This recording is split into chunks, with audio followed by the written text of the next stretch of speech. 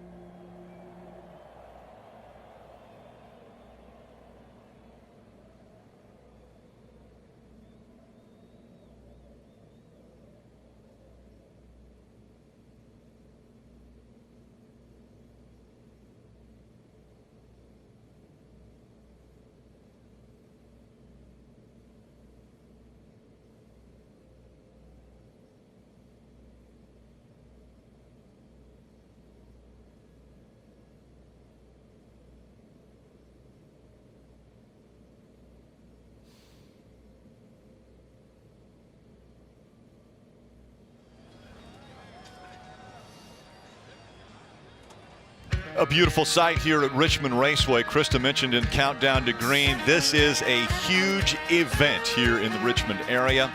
So many things happening right here inside of the racetrack, as well as we're going to maybe determine another driver who can lock themselves into the playoffs. Let's get the pre-race ceremonies underway. Ladies and gentlemen, at this time, we ask that you please rise and remove your hats as the Fort Lee Joint Armed Forces Color Guard team, led by Sergeant First Class William Ennis, presents our nation's colors.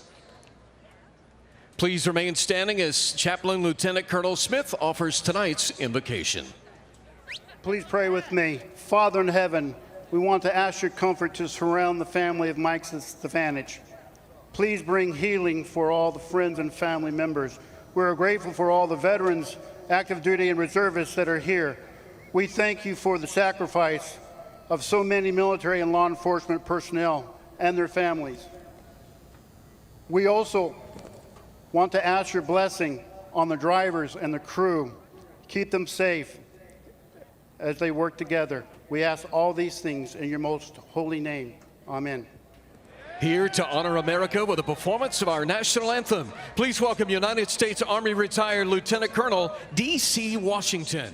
Oh, say, can you see by the dawn's early light what so proudly we hailed at the twilight's last gleaming, whose broad stripes and bright stars through the perilous fight o'er the ramparts we watched were so gallantly streaming, and the rockets wrangling, the bombs bursting in air, gave proof through the night that our flag was still there. Oh, say does that star-spangled banner yet wave o'er the land of the free and the home of the brave.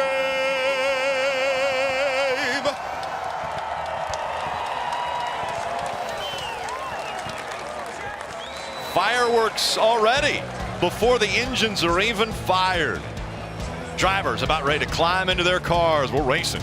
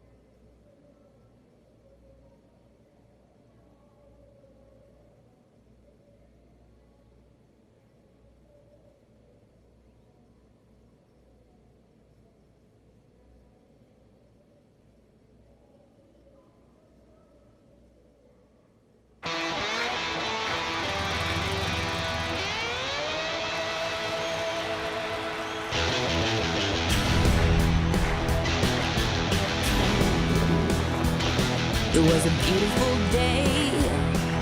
The sun beat down. I had the radio on. I was driving. Trees flew by. Me and Del were singing. Little runaway. I was flying. Yeah, running down a dream that never would come to me. Working on a mystery. Going where it leads. Running down a dream.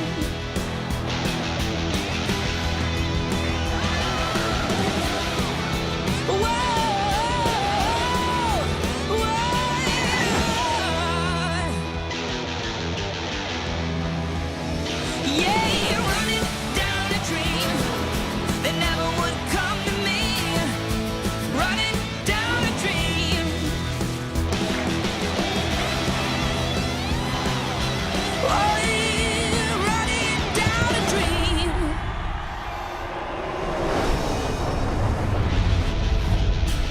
Monster Energy Cup Series racing from Richmond. The Federated Auto Parts 400. The place to be right now is pit road. That's where Dylan Welch is.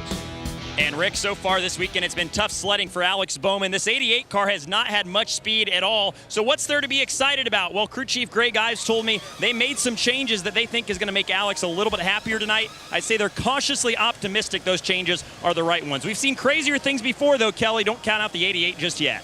Well, Denny Hamlin left the race in Las Vegas right where he started it, 29 points above the cutoff line. But that's not good enough for this team. Crew chief Chris Gabehart told me they expect better, and they certainly expect better tonight. Denny, a three-time winner here on his home track, and they think they've got the car to beat, Parker. Kelly, Kyle Larson's last win came 73 races ago at this race 2 years ago. This team wants nothing more than to get that win here in the playoffs, Dave.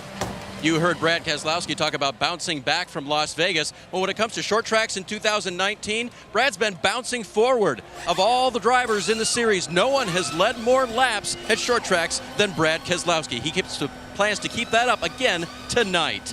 Well, let's get the engines fired at Richmond. Race fans, it's time for the most famous words in motorsports. Here to give the command to start engines from race sponsor, please welcome Federated Auto Parts CEO Rusty Bishop. Drivers, start your engines. Good, crank when you're ready. Here's the fire. Fired up. Fire when you're ready. Fired up. They're firing the engines. It's time for racing. Green flags coming up next.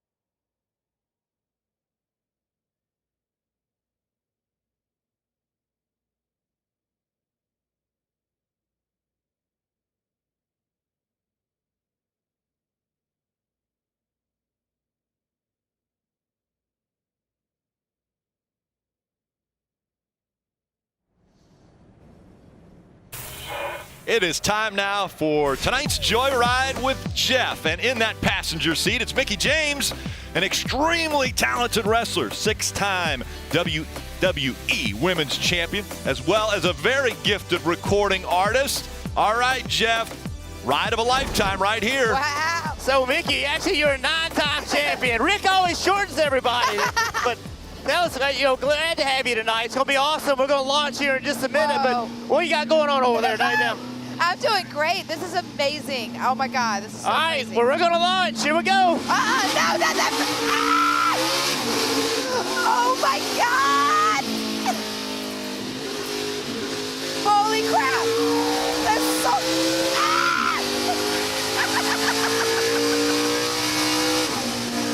Oh, that's incredible. What a rush. Oh my God. Do you know how many people at home wish they were in your spot? Oh my goodness. This is incredible. I jumped off the 18-foot cages, but this is insane. I feel like I'm driving on back home. Wow!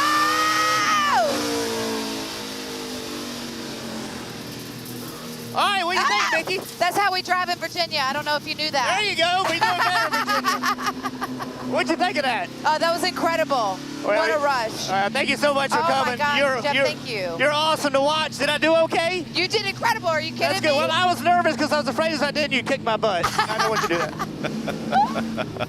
Mickie from right here in Richmond. She became the second superstar to hold both the women's and the Divas titles simultaneously. So glad that she was able to go out on the ride with Jeff.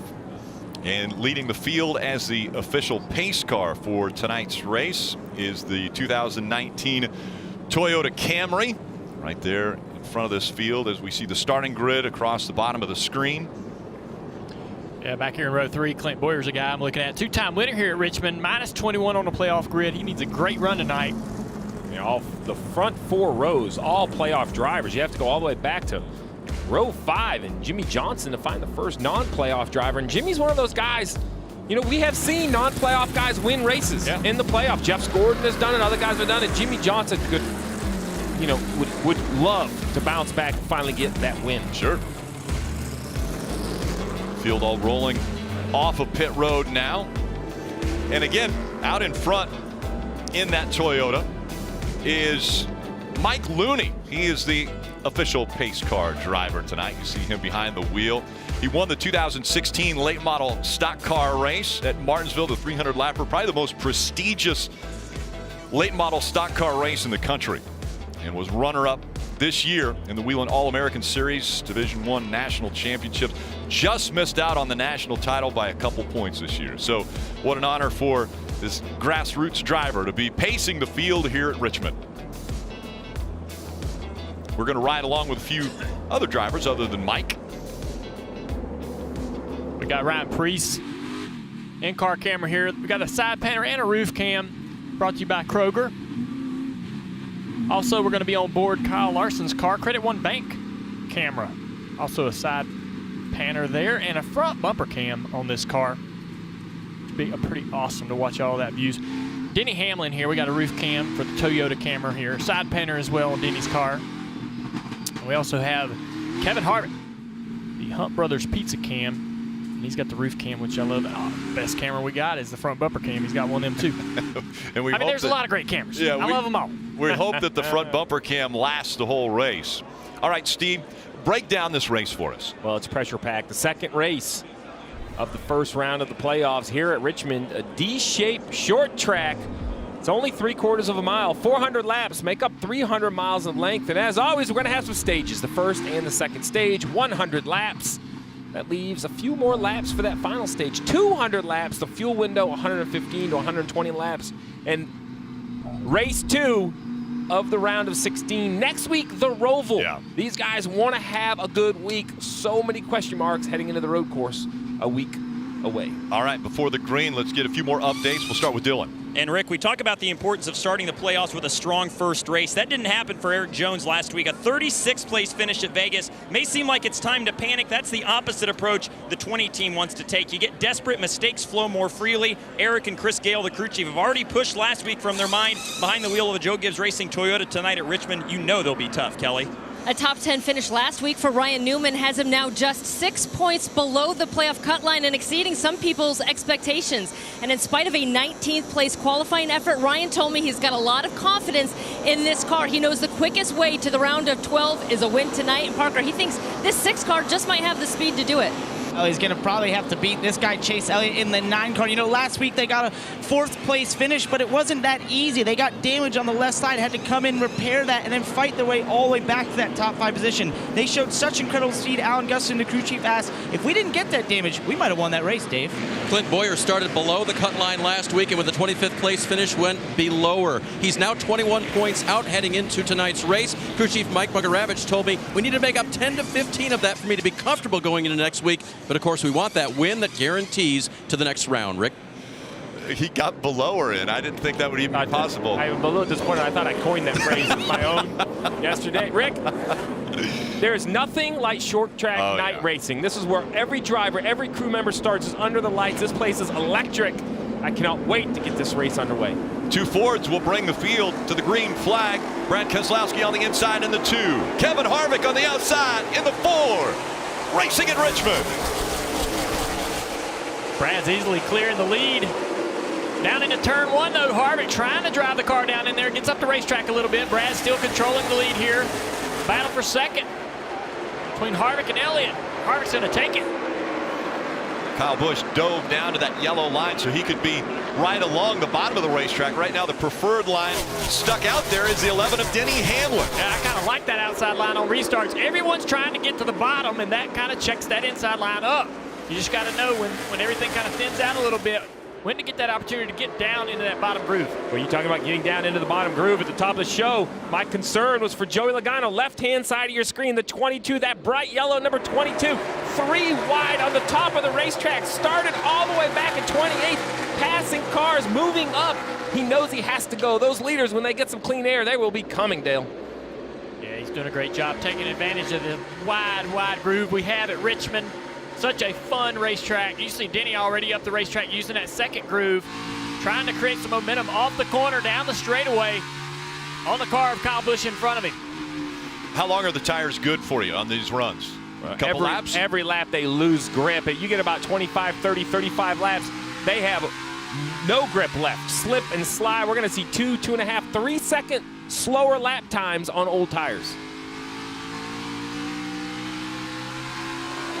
I love listening to the throttle. I think that's one thing that makes Denny Hamlin so good at places like this, places like Martinsville, places like Darlington, is this part throttle. See? 1, 2, 3. He just doesn't jump in the gas. He just eases into that throttle. Every race car driver that's watching this right now, and all these guys in these cars are loving it. You love to go to racetracks where you got to work the throttle, where you got to be a driver. This is one of those racetracks, man. He is working that outside groove, trying to make it work. Here's another battle back here. Kurt Busch. Look at Martin Truex Jr. trying to roll in, hits the apron, loses a little bit of grip there off the corner. Saw Kurt Busch and Eric Almirola fighting for positions, and it was Busch that ends up getting that spot in the 1. Eric Almirola drops behind him now. Those guys all inside the top 9. All 9 drivers inside the top 9 are playoff drivers. Well, the 88 of Alex Bowman doesn't want to see this. He out-qualified Joey Logano and William Byron. Now he looks in the mirror, a big mirror full of the 22. Joey Logano's right on his rear bumper, putting the pressure on. William Byron wisely back there. Let Joey Logano make the hole. Follow him through. Save your tires. All the way up. Joey Logano plus 5 positions since the start of the race. William Byron seems like he's struggling just a little bit, at least through that last corner. Corey LaJoie right on his back bumper. The Hendrick cars just were not good all weekend long. He's chasing the back of that car up the racetrack, not able to turn the wheel to the left. Looks like it's not tight, it's actually loose, like he can't steer the car down in the corner. It's too loose on entry. He's going to check. Look at him. He is sideways getting in the corner. Yeah, he's missing the bottom because he just doesn't dare to drive down there. Can't turn the steering wheel to the left. It'll spin out. As mentioned in the Hendrick cars, they were all seem to struggle a little bit. Chase Elliott found something. He's up in the top 5 currently. Jimmy Johnson okay in 10th, but then you have the 88 and the 24, both back here outside the top 15. First driver that's not a part of the playoffs. Running 10th is the 48 of Jimmy Johnson. A little bit behind him, Matt DiBenedetto. He's running 12th. Michael McDowell is 13th. Suarez back there in 15th. Stenhouse Jr. 18th. Those are non-playoff drivers. You mentioned non-playoff drivers. You see right there the 8, that cat car of Daniel Hemrick. Unfortunate news for Daniel this week. It came out that he will not be returning to Richard Childress Racing. It's his rookie year at the Cup level, Rick. Only 2 top 10 finishes. Just going to have to try to retool, reload, find an opportunity, whether it's at this level or Xfinity, try to find a seat to continue to learn his craft. Last year, Daniel Hemrick was a part of the Championship 4 in the Xfinity Series, and everyone was hoping that he would have some success, find some success when he made his way up into the Cup Series. Just hasn't been there for him. He's determined to stay here. Be interesting to see how that plays out. But this battle right here. Teammates going at it right now. Kyle Busch on the outside. Now Denny Hamlin's trying to work that inside lane. Yeah, Kyle got up off the bottom of the corner. Denny able to get a run down the front straightaway. He's going to take that spot. Kyle's going to let him have it. Very smart move there. 100 lap stage here, only 11 laps in. Take care of the tires. This is not a track where you can race hard and burn those tires up early in the run. You want to try to save those tires, save that drive off, save the turn and everything in the car for the tail end of this run. Joe Gibbs Racing right here in the screen, 3 drivers, and those 3 drivers have accounted for 13 of the 27 races this year, at least 13 wins of the 27 races. Kyle's car not very good off turn 4 there. He's going to give up this spot as well. Kyle struggling just a little bit right here. We saw this in practice. Denny passing Kyle in practice earlier yesterday, noting how good Denny's car was. Maybe it's just how bad Kyle's car might be tonight. You asked who had the most pressure. The 20 of Eric Jones was the name I gave because he came in at below the last car, not only points below, but the 16th car. He has to gain points and do it on multiple cars. He claims he doesn't have to win. I'm not sure I agree. I think he's going to have to go out and think win. Yep. If not win, a winning effort. Top 2 or 3 in every stage, top 2 or 3 in the end, because the guy right in front of him, the 6 of Ryan Newman, he's going to blue collar his way to a top 10. He's done it every single week. He's going to make the other drivers beat him. He doesn't go out and beat himself. You see on the left-hand side of your screen, the 6 and the 20 both currently out, but look at the 6. He's only 6 points out. That's 6 positions. Yep. That can easily be gained. It's the 20 who I feel has a lot to make up, and it's unfortunate. It was a mechanical error at Las Vegas. A hung throttle he tried to manage, ended up breaking the transmission. Nothing the driver could do, but it's team championship. Eric Jones is going to try to take that spot away. It's Brad Keselowski out front, almost a second lead already over Harvick.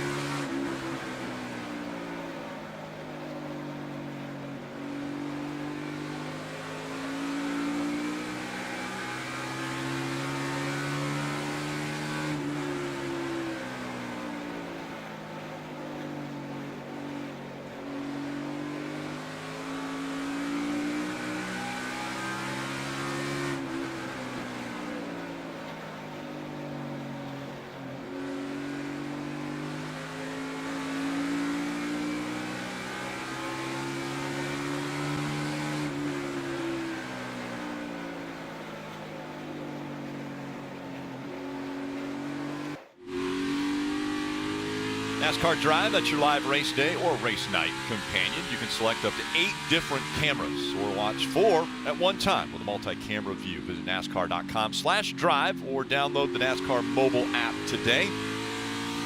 Brad Keselowski is out front now, just a half a second lead over Kevin Harvick. He's coming up to some of the lap traffic, and I guess one guy who needs to be a little bit nervous about that would be the 24 of William Byron running 25th. Yeah, William Byron's struggling right now, falling back, and he's got to avoid stuff like this happening. 38 car right underneath him here.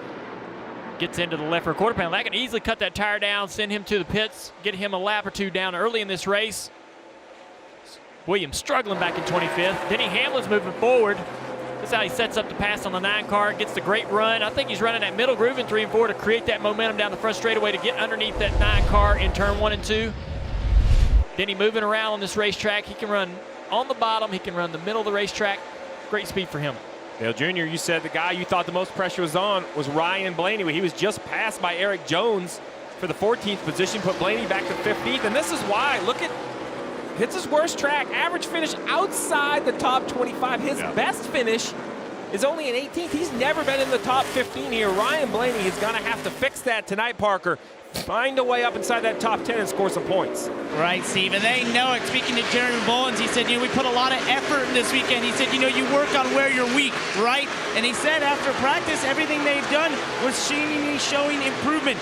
Ryan just came across the radio, though, and said loose in, tight middle, really bad both ends. So maybe the trend is going to continue for that 12 car at Richmond. And it's a little bit surprising because he has teammates like Brad Keselowski that he should be able to lean on. Brad Keselowski, as I mentioned, won the pole and now leading this race the first 27 laps. There's Chase Elliott. He's struggling, falling back even more. Lost a position to Martin Truex Jr. after he was passed by Denny Hamlin. He's fallen into the clutches of his 18 car, Kyle Busch, who's settled in. Dale, you and I have struggled this before. It seems like if you have a car that's ill-handling, you can almost mask it on new tires, kind of keep up with just raw talent behind the wheel and getting in the right position. But as these tires wear, now 28 laps on this set right here, the handling really shows up. Only so much you can do as a race car driver. Yeah, I think that's why it's so critical in practice to go out there and run them long runs. You cannot really get a good gauge on your car against the competition and what it needs, what it's doing wrong in short runs on sticker tires. Here's a battle for second place. Denny Hamlin just flying through this field. Taking a position here on Harvick. Nobody better than this 11 car right now. And it looks effortless. When you see an athlete, regardless of the sport, in the zone, it seems like they're playing a different game. When Denny Hamlin comes to the short tracks, he just looks in total control. You never see your tires slip. You never see a wheel out of place. Very repetitious, very good at hitting his mark lap after lap. Especially a place like this, which is really his hometown. I mean, he's from Chesterfield, Virginia, just a couple miles away from here. So Denny Hamlin has shined at this racetrack so many times, 3 wins already, but you see him already up into second. Now, Steve, is there a possibility, I know you mentioned earlier that the fuel window goes all the way to lap 110 or 115, 120. Would there be any possible way that you could pit in the middle of this stage? So, Rick, the leaders want to stay out for the entire 100 laps if it stays green. But we have seen in the past guys that are afraid they're going to be lapped. If you're losing time to the leaders, we see Martin Truex Jr. go by the 4 of Kevin Harvick as well. It is a big gamble. You come to pit road, though, because these cars are already 2 seconds slower than they started. You come to pit road, you get brand new Goodyear tires, you go out. You're going to be a couple laps down for a few laps. That's the big panic. If a yellow comes out there, you're in bad shape. As long as that cycles through, though, you're not going to gain a lot of time on the track, but you might save a lap. You know what I noticed right there with the 18 going by? The left front brake on that 9 of Chase Elliott, Dale. Yeah. Man, it stood out much brighter than the 18 of Kyle Busch. I don't know if he's trying to overslow the car because it's tight in the middle, but, man, the brake. I mean, look at the left front corner on the 9 just glowing. Yeah, there's 2 things either going on there. He could be loose in like his teammate on the 24 car, William Byron, and cranking front brake into that car, challenging those front brakes to try to help him tighten the car up on entry. He's got to keep an eye on that. You said it last night in Xfinity race. You'll see those glow, but there's a color that tells you as a crew chief, hey, I need to tell the driver to calm down. What color is that? I mean, well, that's the difference, right? There's one thing when you can see it at night, it kind of gets worse. But then when it starts too bright, it's like you turn the wattage up in the light bulb, and you just know. And now it's your job. The driver can't see that. You have to coach your driver and say, hey, buddy, listen, we're only 34 laps in this race. You're going to have to adjust something, either the brake bias or your driving style. Parker. Well, guys, similar to Ryan Blaney, Chase has admitted this is not one of his favorite tracks or his best racetracks. He said it's odd because he ran well here in the Xfinity Series, but since he's been to Cup, it's kind of perplexed him a little bit. But in speaking to Alan Gustin, he said, you know, the reason is Chase has a unique driving style. It just, when we have the car right, it seems to work. When we don't, it really doesn't work. And when it shows up is on the long run. And when I saw this cars in the first 25 laps, they ran the top 3. But as we've gone longer in this run, they start to fall out. That's a worrisome sign, Dave. Meanwhile, out front, Brad Keselowski with almost a second lead. That's being chewed into by Denny Hamlin. We'll keep an eye on that. When I talked to his crew chief, Paul Wolf, today, he said, yeah, we're a top 3 car for sure if we can keep our balance right. First report back from Brad, the balance is strong. But Denny's closing in, Rick. Denny closing in, 0.8 of a second right now, but he's the man on the move. The 11 trying to catch him.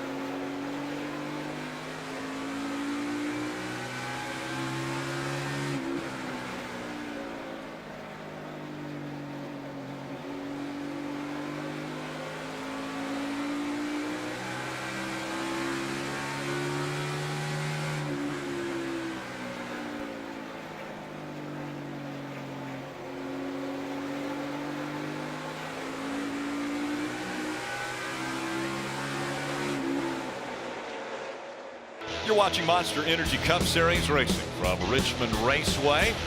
Under the lights, short track racing.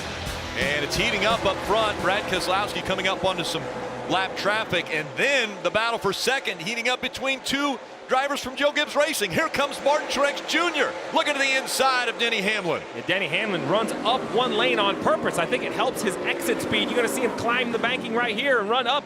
But unfortunately, the 00 also goes up. The 2 cars may split him. Will Denny be able to get to his outside? He's not. Will he get picked? No, he does. That's a nice job of getting out from behind the lap car. Yeah, Martin chose to go behind Denny here. Try to get that bottom groove and get by this lap car. Landon Castle. Martin Truex Jr. won the race here in the spring. It was the first time that he had ever won a short track race. And remember, he's a champion and had never won a short track race prior to this year. So it looks like Martin Truex Jr. car has gotten better as the runs went on. Maybe Denny's not as good as he was before. Also behind them, Kyle Busch is moving up on this battle. His car seems to improve over this run.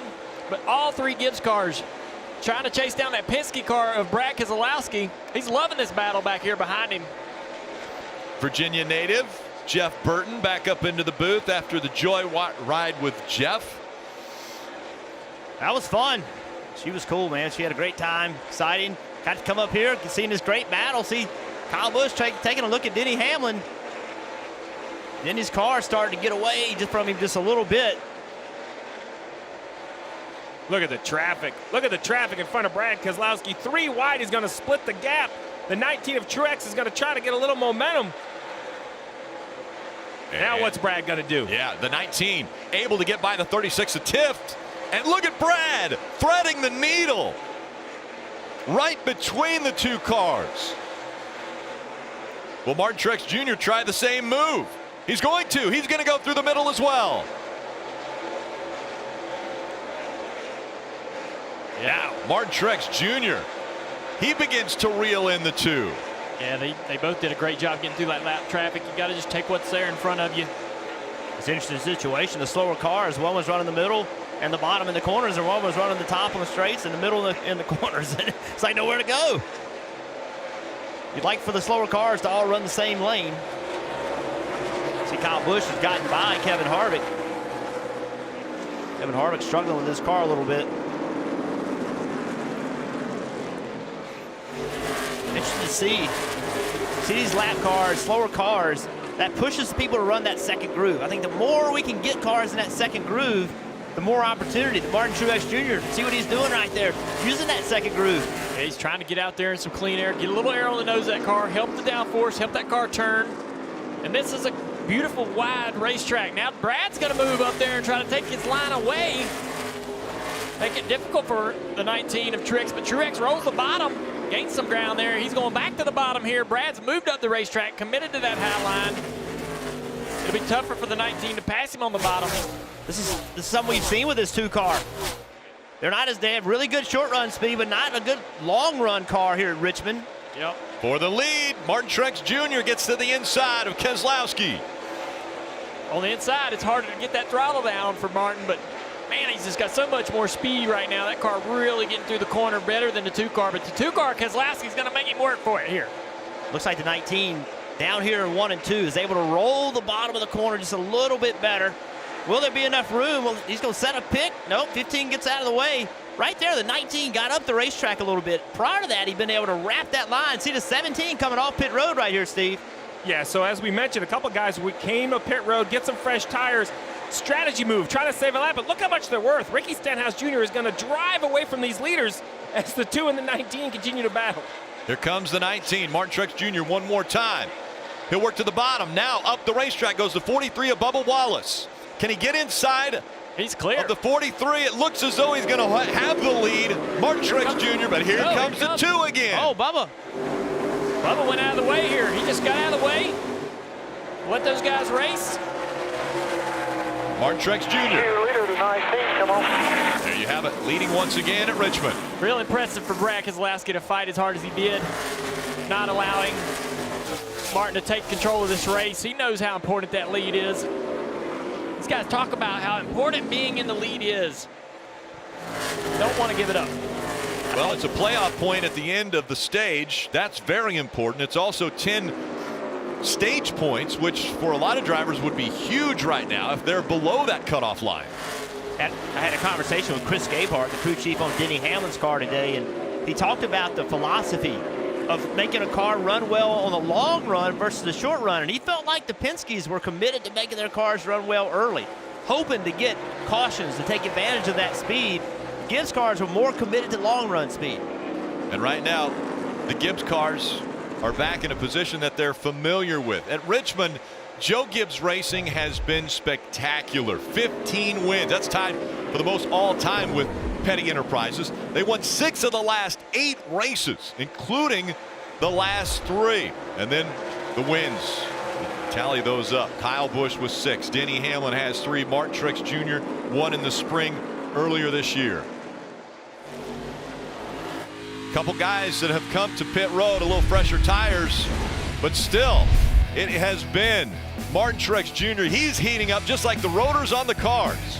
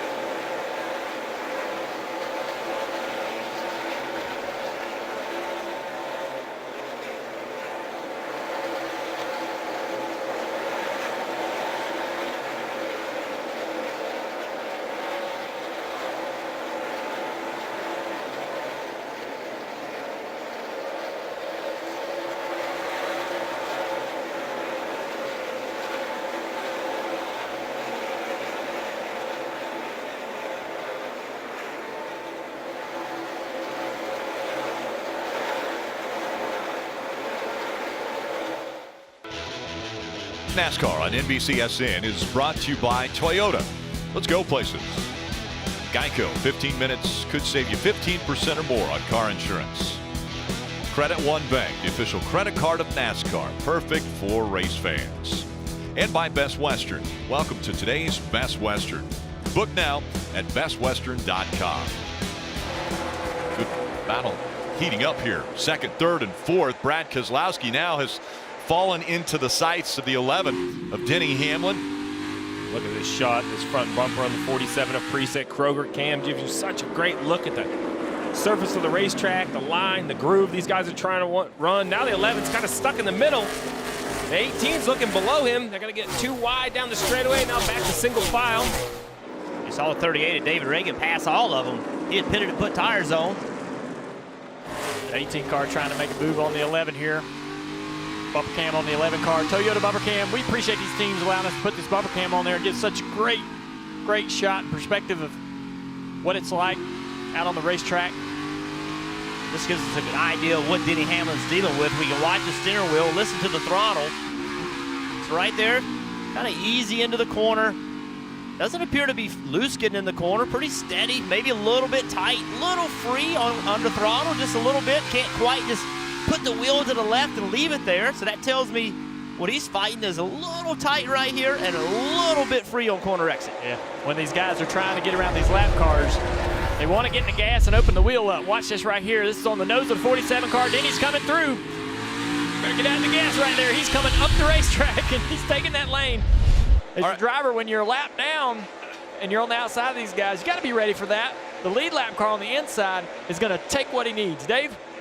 So keeping an eye and an ear on Brad Keselowski's night. The eye told me that around lap 50 was when his car started to come back towards Martin Truex's car, and so that was important to note. Also, listening to Brad, he said at first the front started fading away, and then I overdrove it trying to stay ahead of him, and the rear went away. So keep your eye and your ear on Brad's numbers. Parker? Dave, the driver trying to chase him down right now is Kyle Busch, who has 6 wins here at Richmond. He's incredible here, and what makes him so good is ability over the long run. But on this run right here, although he's moved forward, he just came across radio and said, I have nothing to lean on in the right rear. That tells me he's been a little too aggressive with that throttle, Kelly. 11 crew chief Chris Gabehart expected to be a part of the discussion when it came to winning this race tonight. He had a lot of confidence in the car, so much so that they made a couple of runs in happy hour practice that he called, quote, science experiments. That's how good their baseline was. Well, he thought their strongest competition tonight was going to be coming from their teammates, and look who he's trying to chase down. Kyle Busch ahead of him in third, and of course Martin Truex Jr. now leading this race. Kelly mentions Martin Truex Jr. He's leading the race. Well, Joey Logano started 28th, has only climbed to the 20th position, and he has a mirror full of that Bass Pro Shots number 19 of Truex Jr. And there's no playoff guy out there, Kelly, that they would be lying to say they would love to lap one of their competitors. Yeah, and I don't think this is what the 22 team expected, because they felt like they just had an unfavorable draw in qualifying and were a little bit too tight. And Todd Gordon said they had such a good long-run car. They felt like in the spring, that's where they killed everyone. And they felt like the balance was pretty similar for this race. So they really expected to have made it more progress by this point than they have. As you said, started 28th, only up 8 spots, and now 1 lap down. One lap down, you can recover from it. It's not how this 22 wants to start. Luckily, the other side of that, William Byron, who also started back, he's actually driven away from Joey Logano. He's the next car to be lapped, but he's about 3 seconds in front of Martin Truex Jr. with 27 laps to go. They might have a chance right here.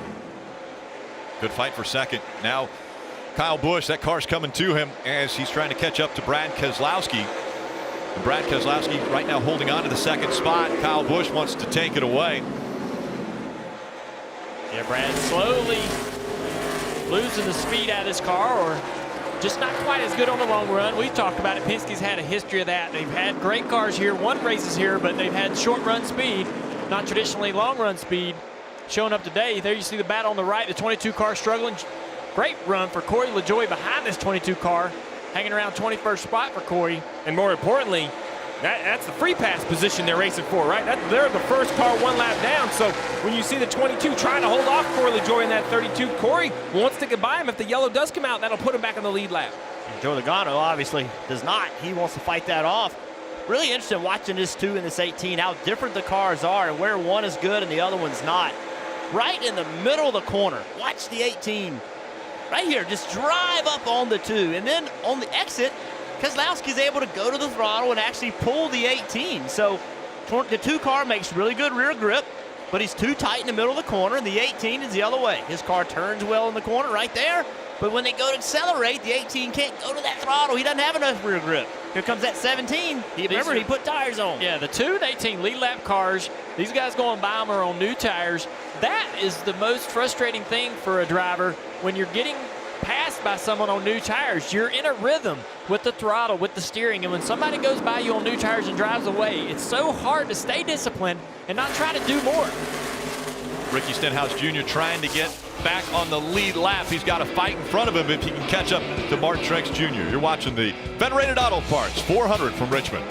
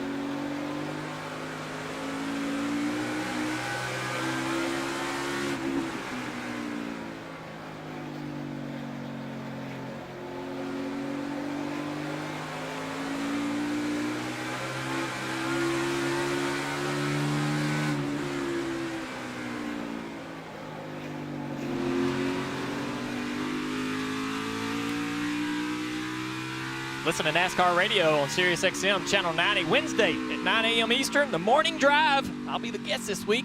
Looking forward to that also. Make sure you watch the Dale Jr. download on NBCSN on Tuesdays, 5 o'clock. Rick Hendrick will be the guest this week. That should be entertaining. Oh, I can't Listen wait. to you talk to the old boss. I got some great questions. I know he's got some good stories that none of us have heard. And he's been very open. He opens up to you guys and will talk. I don't want to give away what I'm going to ask him. He's probably listening. He is, as we see Brad Keselowski now dogging the 18 of Kyle Busch. 15 laps to go in stage 1. And it's still Martin Truex Jr. Kyle Busch has made his way up to 2nd. Brad Keselowski back to 3rd. Hamlin is 4th. And Kevin Harvick 5th. I'm impressed with Kyle Busch's car. When we were watching, maybe, in the first 20 laps, it looked like that car was really tight off the corner. He was struggling just a little bit on corner exit behind Brad just a few laps ago. Really doing a great job taking care of that car and competing against these guys out here. Another couple guys that are competing. The screen on the bottom. Jimmy Johnson in 9th place. Matt DiBenedetto in 10th. Great runs for both of those guys. We expect to see Jimmy up front because he's got so many wins here. Good to see those guys having a good night. Matt going with the Wood Brothers next year. He's showing those guys what he can do. And Kurt and Jimmy have had a heck of a race last few laps. They've been side by side, splitting lap traffic. Been really fun to watch. Dylan.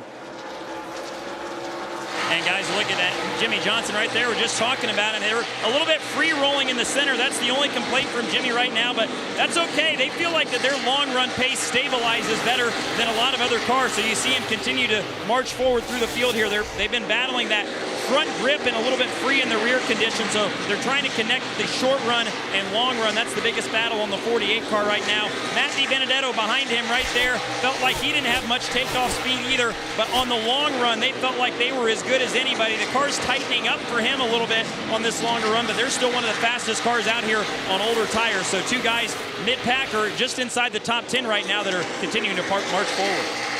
This is crazy. You see Martin Truex Jr. racing Chris Buescher.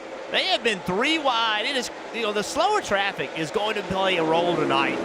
Chris Buescher, he pitted earlier, trying to stay 1 lap down, just fighting hard. Yeah, here's the action right here. Buescher on the inside, trying to stay in front of this 19, so he's going to race him. He sees those lap cars up there. Maybe this will keep me in front of that 19 for a few more laps, hoping for a yellow, hoping for a break. And it was the right choice. Look where he is, pulling away almost from the 19 car. Put a couple car lengths and get a little distance there. How about this? Ricky Stenhouse Jr. made a scheduled pit chance, came to pit road, 4 brand new tires. He has unlapped himself under green. Think about that. No tricks, passed everyone, drove it all the way to the front. He's now passing the 88 of Alex Bowman for the 18th position. William Byron 1 spot behind the 17, the last car in the lead lap, about a quarter straightaway and ahead of the 19. Let's listen in what the 24 is saying. Whip them right now. We got an opportunity with these guys with fresh tires. Keep on hustling. You got some fresher tires. We're roughing up the leader. You're good. That right there is Chad Knaus. He sees the 19 is coming. 8 laps to go. He knows the difference between a good run and a bad run. Could be if this 24 stays in the lead lap, Dave.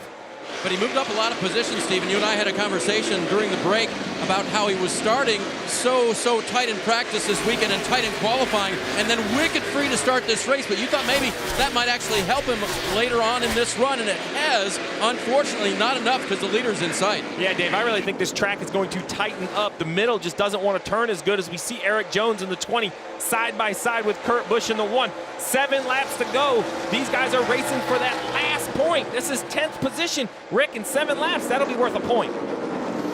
Points given out to the top 10 in the stages, stage 1 and stage 2. Martin Truex Jr., who's up front, he did not win any of the stages earlier in the spring when he won this race, trying to accomplish that tonight as they're under 6 laps to go now. Kurt Busch is falling from 8th all the way to 11th place, losing valuable points as we come into this stage. And Eric Jones driving into the top 10, trying to take another spot here from Jimmy Johnson. Jimmy's going to go to the top, try to block that run.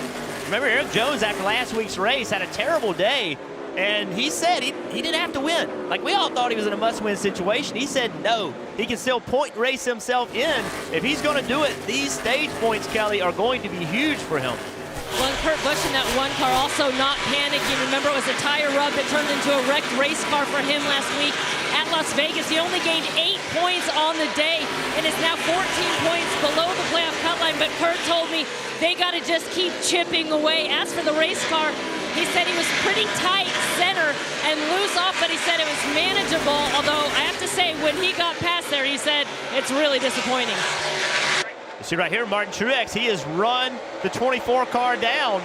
Right now, William Byron desperately trying to stay in the lead lap, and Joey Logano is pulling for him big time. Although Ty Dillon is in front of Logano, but you want as few cars in front of you 1 lap down as you can possibly get. But Martin Truex Jr. on the outside of William Byron trying to lap him. Yeah, he's gonna be able to get on that outside. You see Byron trying to get the power down, can't get the power down, spinning those rear tires off of turn 2, down into 3. Easily, the 19 car goes by here, but Byron wants to race him as much as he can because the next car to lap is just in front of that 19 car, the 88 of Alex Bowman.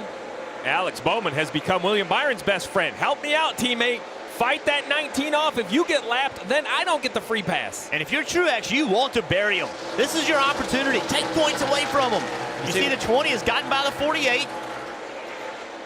And he has run those cars down in front of him as well. Oh, and 19 by the 88. Yes, he's going to make the pass with 1 lap to go in stage 1. Using that higher line, Martin Truex Jr. And so now Bowman is hoping that the 12 doesn't go a lap down. That looks like that's about to happen. Martin aggressively trying to get these guys a lap down. Truex wants them down a lap badly. Drives in the corner.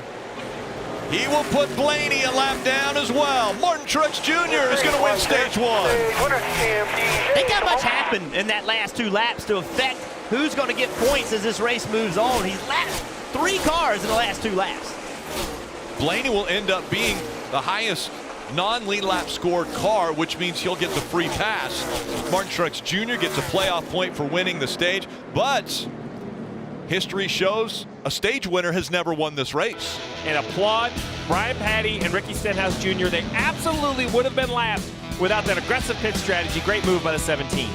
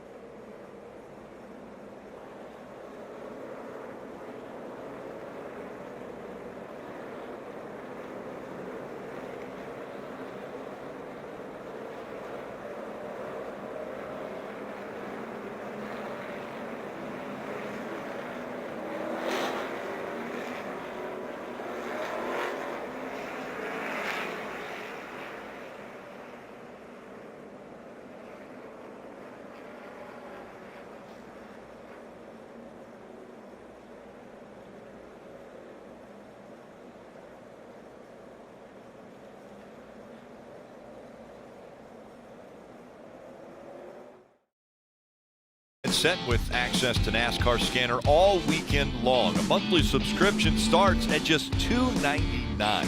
Visit NASCAR.com/scanner.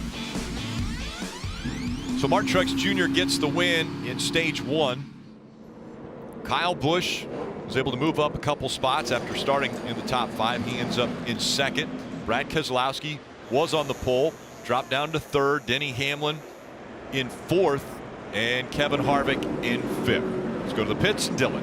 And Martin Truex Jr. will be the first one into his pit box, setting that he needs the center to stay a little bit better. Was complaining he was just a little bit tight over the course of that run. So 4 tires, fuel, small air pressure adjustment for the 19. Parker? Kyle Busch in the center air screen will pit out of 2nd place. He was just lacking rear grip. Actually went as far to say he felt like the rear air pressure just got too high. You can see adjustment there in the right rear. As long as the air pressure adjustment, 4 Goodyear tires, Sunoco fuel, Dave. Brad Keselowski led the first 53 laps. He wants to get back there, so he needs the air pressure lowered in his Goodyear tires. They'll add Sunoco fuel. Can the pit crew pick him up a little bit? Kyle Busch looks like he's going to win the race off pit road. And the race off pit road brought to you by Kroger. Sure enough, Kyle Busch takes his Joe Gibbs teammates a spot away. Truex Jr. loses 1 spot. The rest of the top 5 hold position.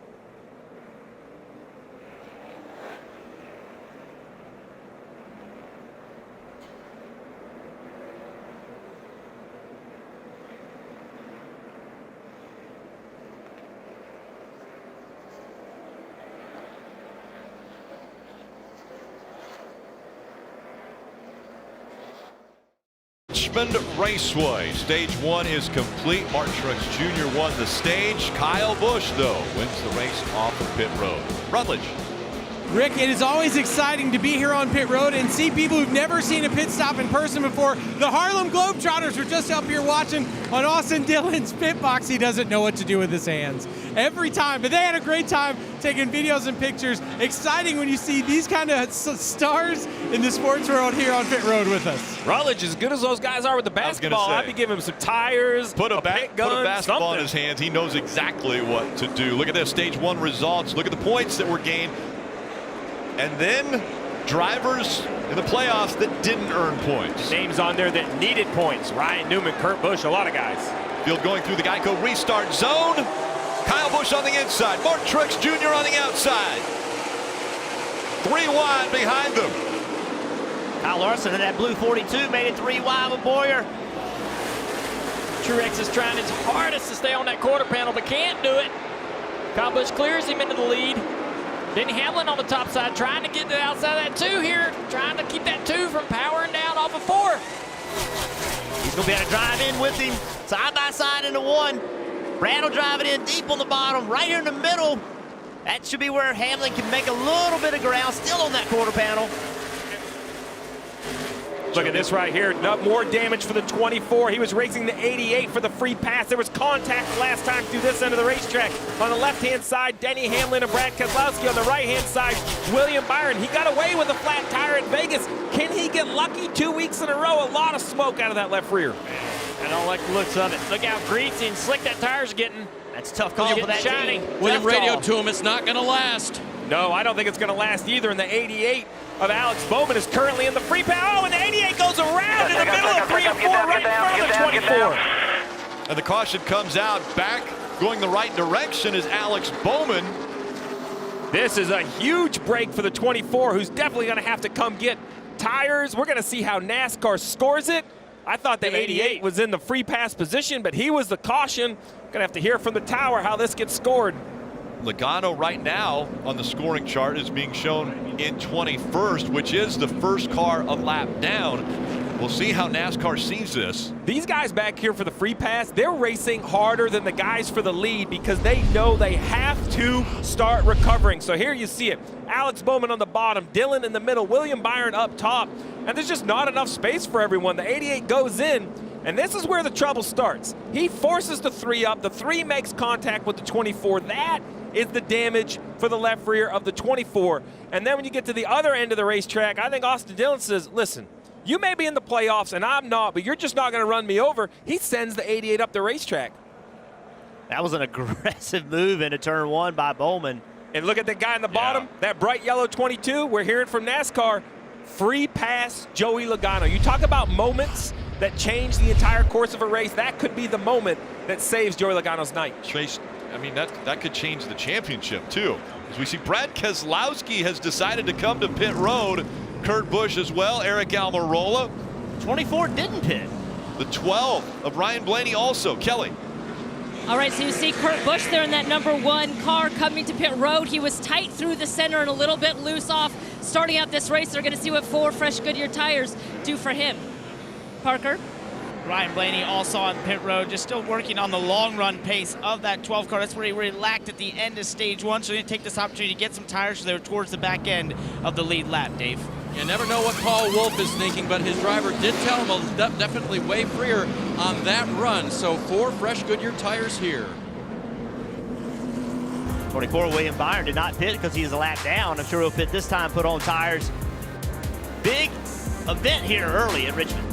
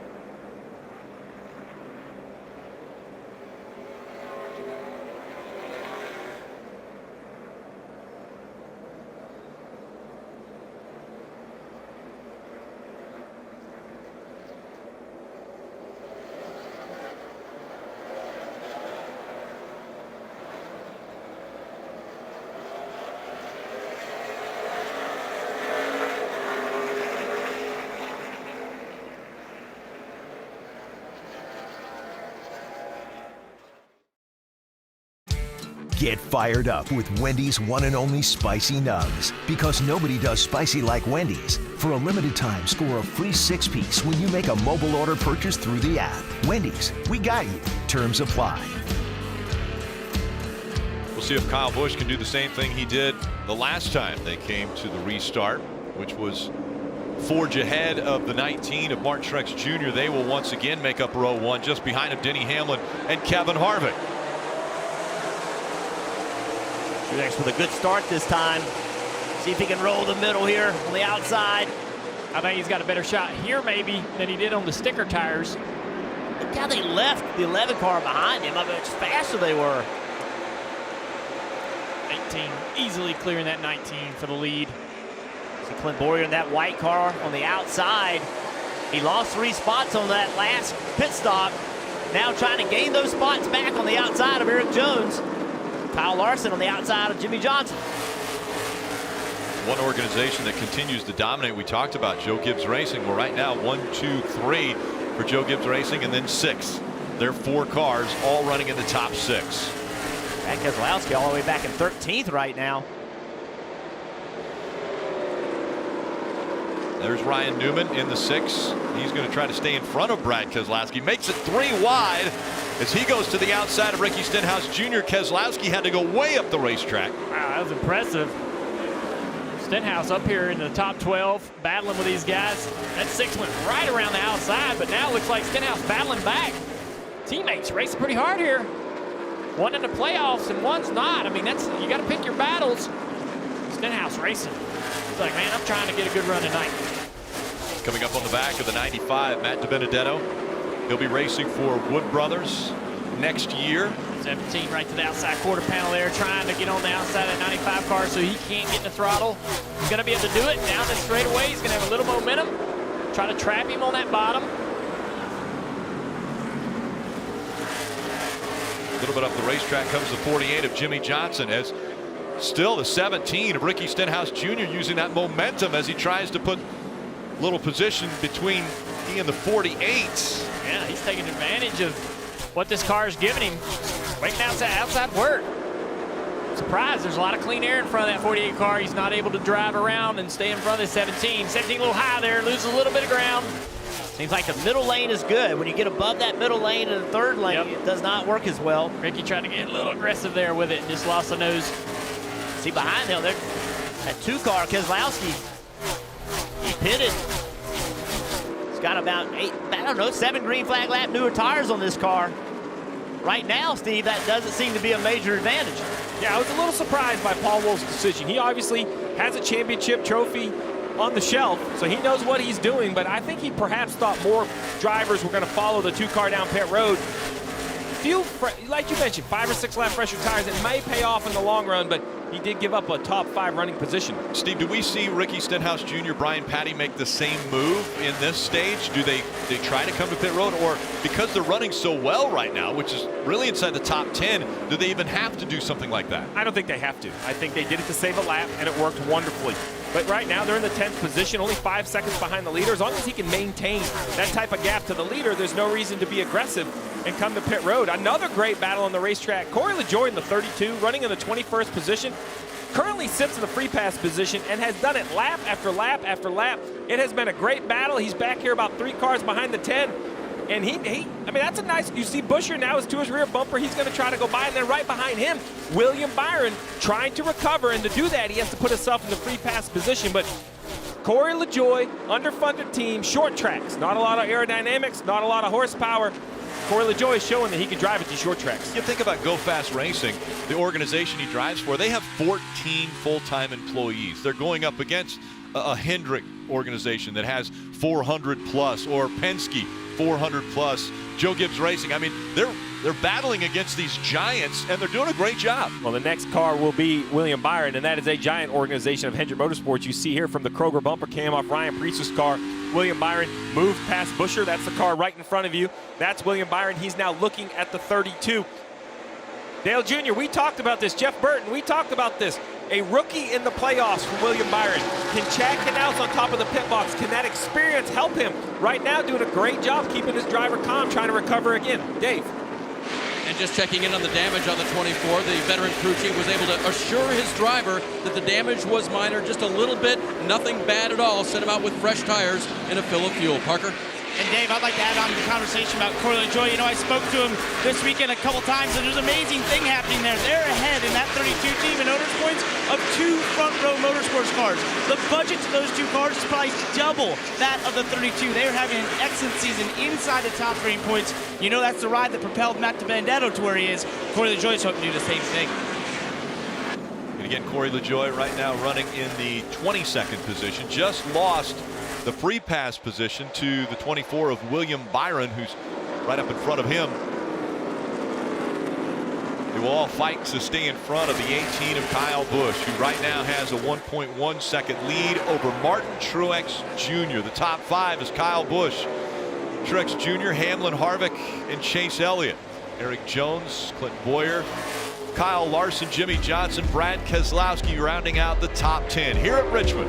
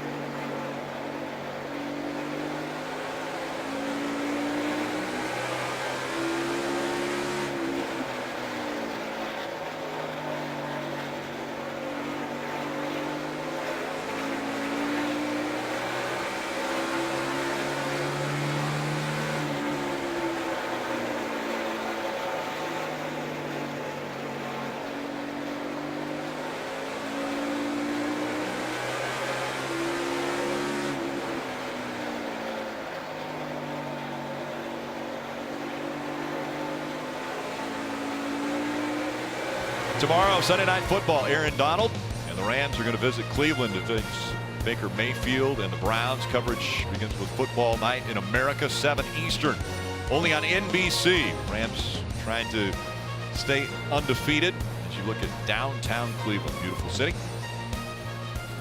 And right now, Kyle Busch has a 1.3 second lead over Martin Truex Jr. I think it's worth remembering this pass for the lead was on pit road. The pit crew. We've talked a lot about it. As we get into the playoffs, the pit crews are going to have to step up and do their part. They give the 18 the lead over the 19, and now Kyle Busch, the driver, stretched it out. And Kevin Harvick currently running in the 4th position, Dave. Still looking for the optimum handle on that car, Rick, but his words to his crew before the last pit stop that he made were pretty extreme, getting into the corner, in the middle of the corner, and off the corner. Not good for Kevin Harvick. So they made a fairly significant chassis adjustment and air pressure adjustment to try to get him closer. He started second, never led, trying to get back there now, Parker. And Dave, for Chase Elliott, who runs in 5th place, we've talked about how he struggles here and how Alan Gustin told me he has a unique driving style. Well, as a driver, you never stop working. Take a listen to this radio from stage 1 caution. So the 19 just rolls it in there, less brake.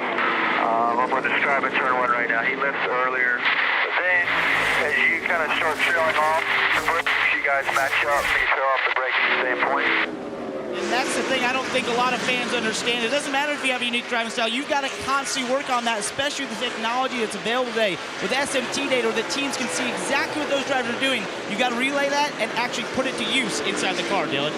And Parker right behind him there in that 20 car, Eric Jones, one of the guys on the outside of the playoff cutoff line. After a rough week in Vegas last week, they have a number in mind of points they need to average in order to feel comfortable moving to the next round. Basically, it equates to a top 5 in both stages, plus a top 5 finish tonight. So they're right on the cusp of that, running 6th right now. Started 16th and got to 7th, so they got some points at the end of stage 1. Battling a really, really loose race car right now, though, Kelly.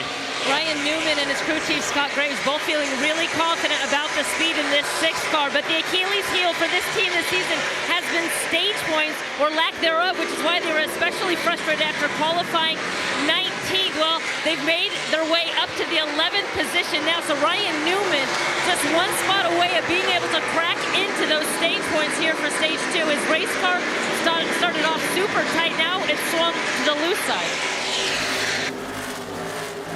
And we were looking at where Eric Jones was running. Right now, Eric Jones is up in the 5th position, which is really big because of stage points. He was the one who said, I don't think I need to win. I need to be at least single digits when I leave this racetrack from being in that cut line. He started off minus 26, and he has been able to battle back with great runs right now, and he's now just single digits away from the cut line. That blows my mind. I did not think it was possible for him to work his way back into the playoff battle, back into a chance to get into the next round without a win. And he's literally willing that car to do that. He's come from mid-pack all the way up into the top 5. He's got 3 teammates running 1, 2, and 3 in front of him. It's going to be impressive to see what he can do tonight. I think he's got a shot at winning this race. Yeah, shame on me. Well, yeah, 30 minutes ago, I said it was a must-win. They did the math. They ran the numbers. Now, if he could stay there, it'll definitely pay off. Let's listen in to what the 20 had to say about their day so far. Run your roll, sweetheart. Run your middle however you want. 19's been running 3/4 middle like you did when you passed them.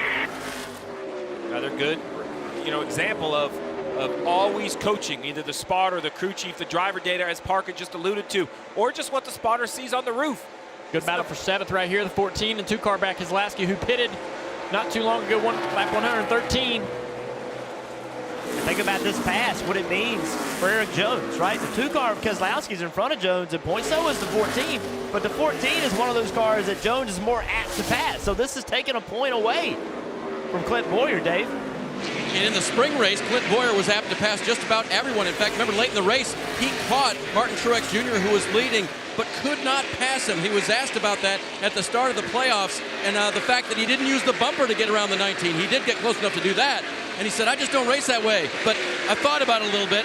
I may have to do that next time. So Clint Boyer, if you're going to get up to the front, the 14 car may have a little more aggression than he did here in April. Right behind these guys, Kyle Larson in 9th place. Right along board here, Credit One Bank camera. Been a workmanlike night so far, just kind of hovering right around this inside the top 10. Look at his hands. Look how very small movements he has with his hands compared to some other guys we've watched. A little bit of tug on the wheel, a little bit of brake. Watch the throttle, slowly increasing that throttle on these old tires. Wide open, a little earlier than I thought he'd be. Good drive off for that car, coming off the corner low and straight. Yeah, really low leaving the corner. Parker.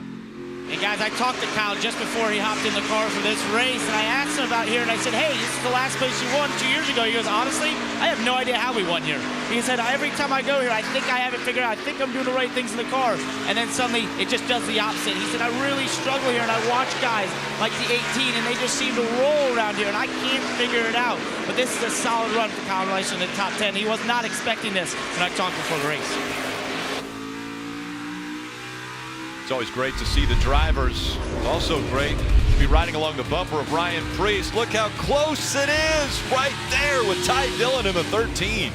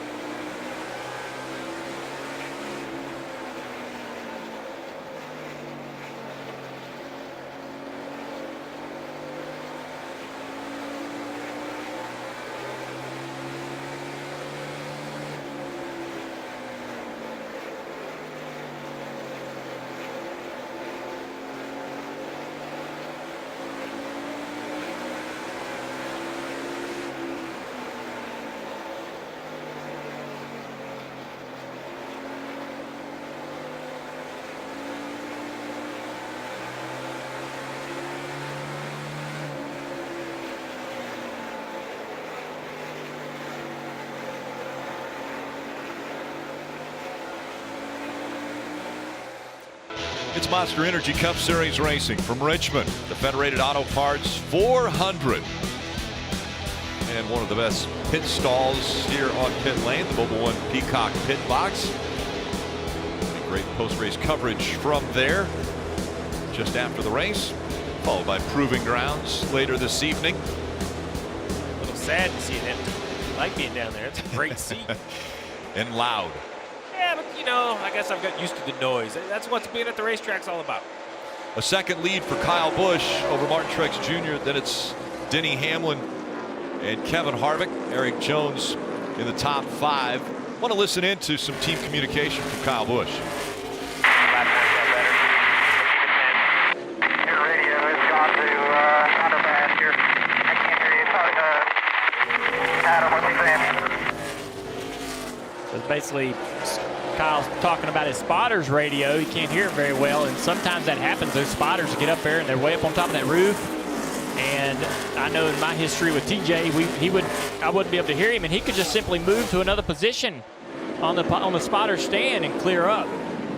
Yes, they normally find a way to fix it, but if you can't fix it, then it can become a problem. A lack of communication at the key moment can make it so you don't make the right decision, Parker.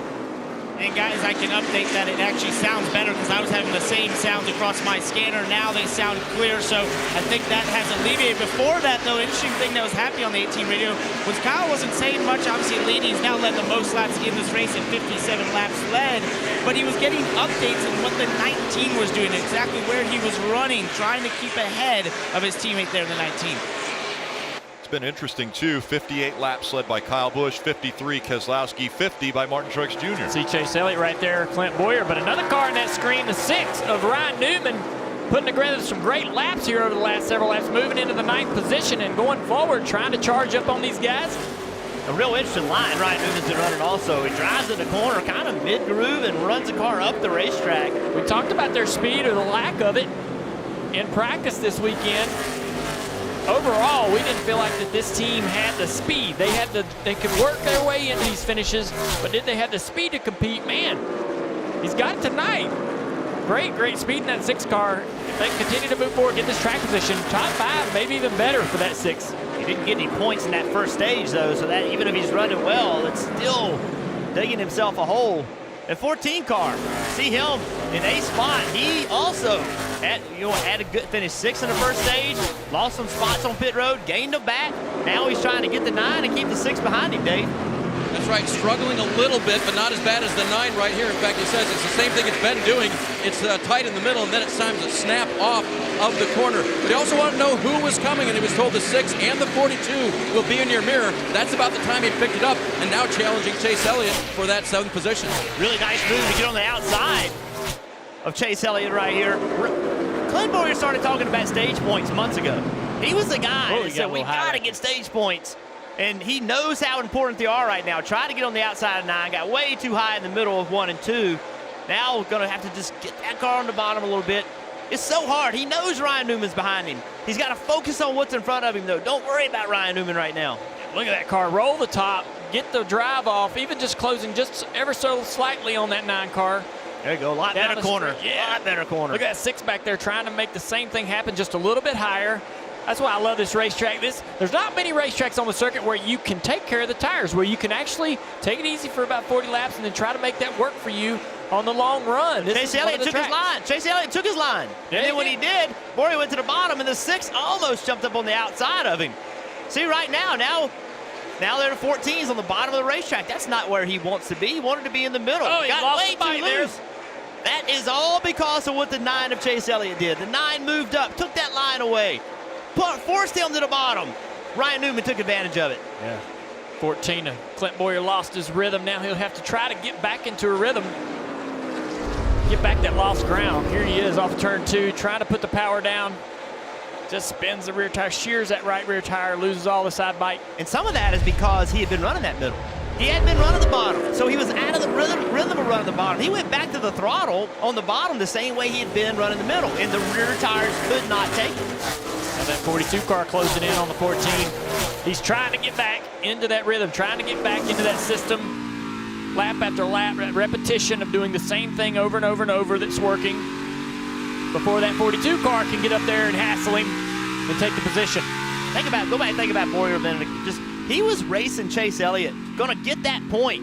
Past Chase Elliott. Instead, he got past. It feels like a 2-point loss almost. Why does, we've seen 1 point make a difference. Here you go. This would be big to get this 88 another lap down. See, we talk about it all the time. Couple things, right? The 88's 1 lap down, try not to go 2. Yes. That's his race. But the other issue, William Byron is in the free pass position. Well, Bubba Wallace Jr. in that 43, he's the last car in the lead lap.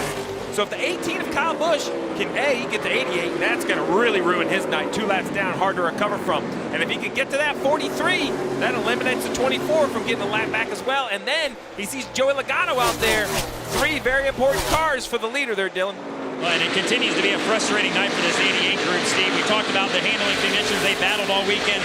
More of the same tonight. It's been loose off, and then that last run, Alex just said they have no rear grip, so they're continuing to try and get this race car dialed in, but about to go down 2 laps, and that's a little bit too much to recover from, maybe. The 88 fighting for that position, and as well was trying not to go 2 laps down, got by the 43. You saw the aggression pick up, right? Alex Bowman's not going to put a bumper to the 43 for just any moment in the race, but right now, he knows he is trying to survive, and now the 43 is going to be back inside. Now the 18 has to be very careful. Remember, last week, he had trouble with lap traffic. He doesn't want to damage his car this week. He kind of comes up the hill, tries to get a little bit of run. No way around right now, and what that does is that's going to close the gap with Martin Truex Jr., who's running second. Because he can't get by these guys running side by side, Kyle Busch will have Martin Truex Jr. closing in on him. Yeah, almost better off running side by side. That's right. It's tough for Kyle. Tough being that dirty air. No line to take for that 18 car. Let's go NASCAR nonstop.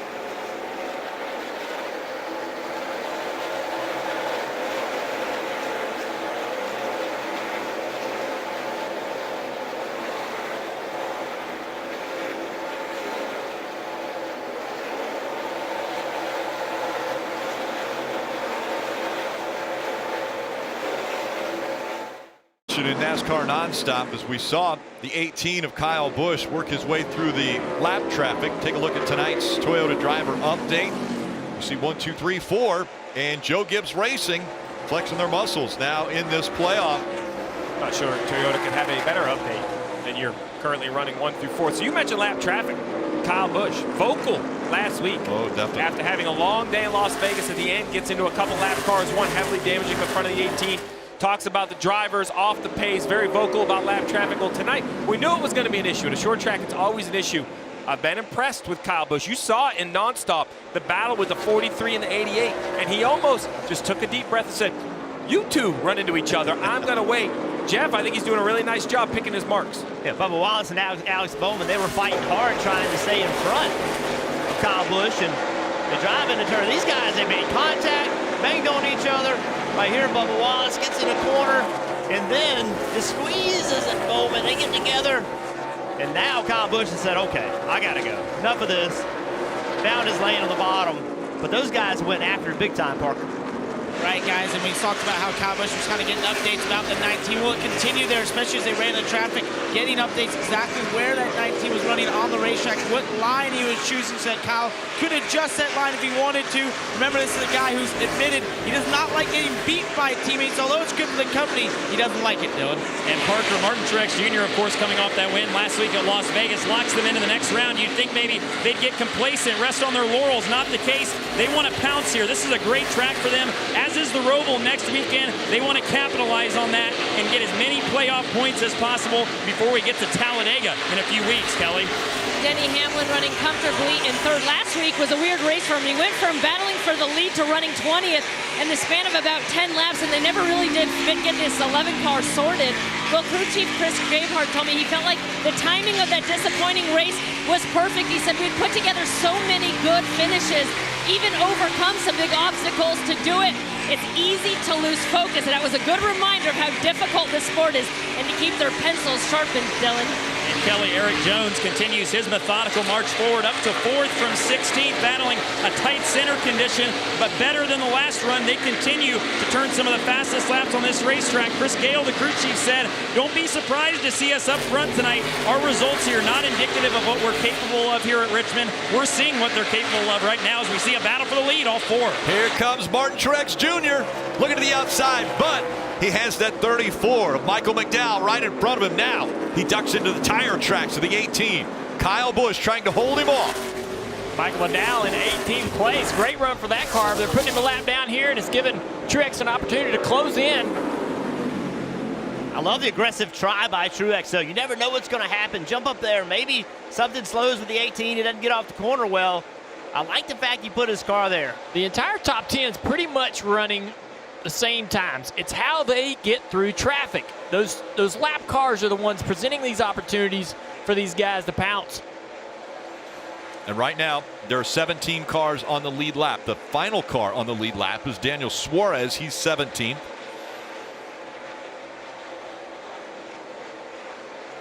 As we get 11 laps to the end of the stage, remember, points will be paid. And it always seems like the battles heat up. Brad Keselowski in the 2, the 4 of Kevin Harvick. You're looking at the 4 of Kevin Harvick working that steering wheel. Ooh, a little correction getting into the corner. Must be a little free in. The 2 rolls to the bottom.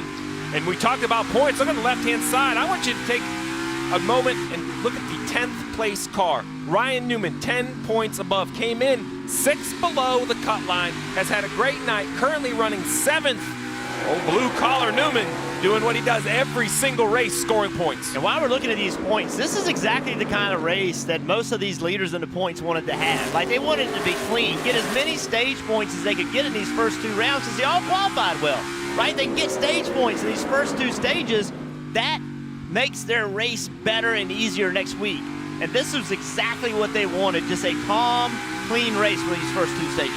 Burton, one driver who didn't qualify well and hasn't done well as far as garnering points has been the 22 of Joey Logano. Never has really been able to recover from a poor starting position. Right now he's a lap down. He's running 19th. He's not in the free pass position. So Joey Logano, this has to be regarded as a bad night for him. William Byron as well, running 21st right now. He's also a lap down. And Alex Bowman 2 laps down in 23rd. The great thing for the 22, though, is 42 points to the good still. Currently, he's got so many playoff points, so many points ahead of the bubble that he can have nights like this. William Byron, Alex Bowman, they can't. They can't afford to have bad finishes here at Richmond going to the Roval behind. A little worried about the 22 of Joey Logano, though. Last 2 races, top 10s, but prior to that, he went 5 races without a top 10. So this team is not operating at top performance, Kelly. Yeah, they came in 48 points above the cut line, speaking about Joey Logano, and so they really just came in here wanting to run their own race, but they just have not gotten the handling right on this 22 car at all. It's just been tight, tight, tight for much of the race. They made a huge track bar adjustment a couple of pit stops ago, and now Joey's saying his drive off is better, but his center turn is not. So they still got some work to do if they're going to be able to move forward. Rick, if you see that battle right here, we documented the 88 losing a second lap, but the 24 of William Byron, he is now in very close proximity to the 18 of Kyle Busch, currently 1 lap down. This will be a second lap down for the 24 car. So much more difficult to get back from 2 laps down. There's just not quite as many pathways with wave arounds. So he's trying to race 5 to go. Will he be able to stay in front of the 18? Well, there's no cars in between the two of them, and so the 18 of Kyle Busch would love nothing more than to be able to put some of his competitors another lap down. Yeah, That's what he's going to try to do. All this traffic's going to give Truex an opportunity to try to win his second stage tonight. If Kyle can't get through this traffic, they're all side by side. That's going to make it challenging for Kyle to get around them. Going to give Truex an opportunity to close in again. Kyle seems to be faster and clear. Without traffic and on a clear racetrack, the 18 can drive away, but there you see it. He's having a little trouble as these guys run side by side. He's taking the air off that 18 car, allowing the 19 of Truex to close in here. 3 laps to go. William Byron's going to have to be aggressive. That 38's helping him, Jeff. Yeah, look how bottled up that got the 18, though. Martin Truex Jr. got a huge run on the exit. Oh, William loose in corner entry. Here comes Martin Truex Jr. Almost got to the back quarter panel of that 18. Look at that now back 2 wiggle. laps to go. Look at all the cars trying to get the power down on corner exit, wiggling the back of the car. You can see them fighting, trying to get power down, just spinning the tires. 2 3 laps wide there down for a second. now for the 24. And here comes the 19 again. Martin Truex Jr. won stage 1. Can he get by the 18 to win stage 2? Look at the run by the 24 of William Byron. He just gassed it up Yeah, just to he did. try to stay on the outside. He does not want to give that, and he can't stay there. Desperation right there for the 24, trying to stay on the outside of that 18. Yeah, he just stabbed the throttle, rolled up the middle, tried to get on the outside. Couldn't carry that speed on corner exit. He'll try it again right here. He's got to. Fighting to stay just 1 lap down. William Byron. Look at that. Jumps into the gas on the outside of him. Can he get there? He's not going to be able to. Kyle Busch wins stage 2. 11 stage wins this year for Kyle Busch. Fight for that last point in the stage for 10. And Johnson took it from him. Johnson steals it from Kyle Larson. Top 9, all playoff drivers, and then Jimmy Johnson in 10th. Kyle Busch wins stage 2.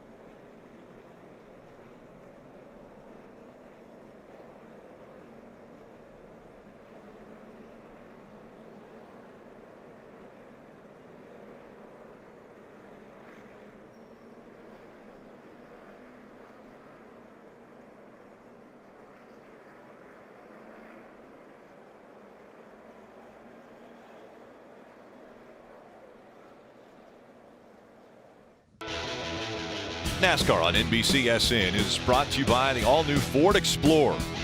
Built Ford proud. Credit One Bank, the official credit card of NASCAR. Perfect for race fans. Monster Energy, unleash the beast. And by Ace Hardware, the helpful place. Pit crews up on the wall, waiting for their cars to make their way onto pit road. And right now it's Kyle Busch, Martin Truex Jr., Denny Hamlin, Erik Jones, Brad Keselowski, the top 5. Dylan. And Martin Truex Jr. will pit from the second spot, set his center turn and drive off Winaway together on that run. Never really got a chance to cruise, he said. So they're going to make an air pressure adjustment, 4 tires, and Sunoco fuel for the 19. Kelly. Denny Hamlin in that 11 car will pit from the 3rd position. He said he can't afford to be any tighter through the center, and he needs the rear end of that car to hook up a little bit better. They make a small chassis adjustment, 4 Goodyear tires and Sunoco fuel, Parker. And Kyle Busch pits out lead, has led 101 laps. He said the car was way better. He just loses the right front when he gets into traffic. That 18 team got him in the lead before, and it looks like if he beats the 19 out, he'll keep that lead. Look at the race off pit road. Joe Gibbs Racing. Once again looking strong. Brad Keselowski moves ahead of Erik Jones for a spot.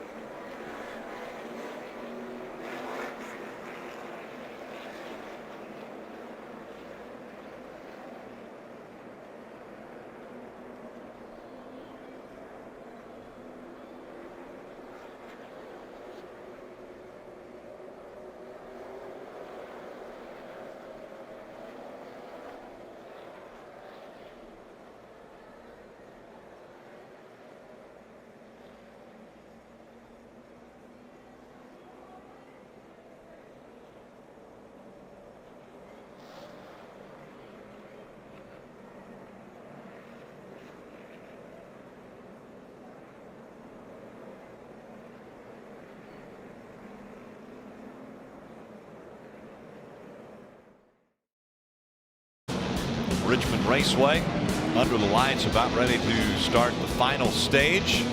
And right there at the entrance to the pit road is the Mobil 1 Peacock pit box. Chris DeVota.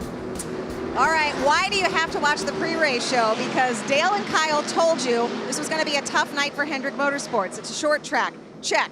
All right, what about Joe Gibbs Racing? He said that would be a great night for Joe Gibbs Racing. They finished that stage 1, 2, 3, 4. In fact, if you took Kyle and Dale's advice and playing the NBC Predictor app, you might be in line to win a share of a $10,000 jackpot, because DJ has 3 Gibbs drivers finishing 1, 2, 3. The big question we all want to know in this final stage, will this be the night the streak ends, the winless streak for Kyle Busch? If he's in victory lane, that's where we'll be for the post-race show. If your night ends there, it means your title hopes don't have to. Who will we be talking to from victory lane following the race? 200 laps gives us the answer. Yeah, and we'll find out, will Kyle Busch be a little happier in his interview post-race than he was a week ago. Rutledge. Rick, I'm down here in the fan zone. We got people playing cornhole. There's a bar set up. But the coolest thing, if you take a little walk with me, is the view they've made for the fans down here. When this restart goes off, we're going to see these cars go 3 wide right up here. It's an amazing view. I know you guys got a good look up there, but if you want to see what the fans are watching tonight, it's right down here. It's tailgating inside of the racetrack. Richmond Raceway, what an incredible job they have done with the fans here. Look at the points earned already. Again, you can get up to 10 points per stage. Kyle Busch with 19, Martin Truex Jr. 19 as well. Both of them getting playoff points as well. Eric Jones, Boyer, and Newman, big nights when it comes to stages because Kurt Busch, Almirola, Blaney struck out. No points in the stages for those drivers. 2 by 2 once again. Kyle Busch, Martin Truex Jr. making up row 1. Hamlin, Keselowski in row 2. The field approaching the Geico restart zone.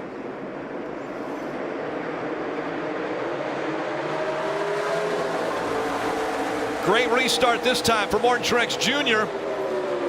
Can he stay just to the outside of the 18 of Kyle Busch? Loses that spot down the backstretch. Keselowski in the top 4. Eric Jones and Ryan Newman fighting for the 5th position.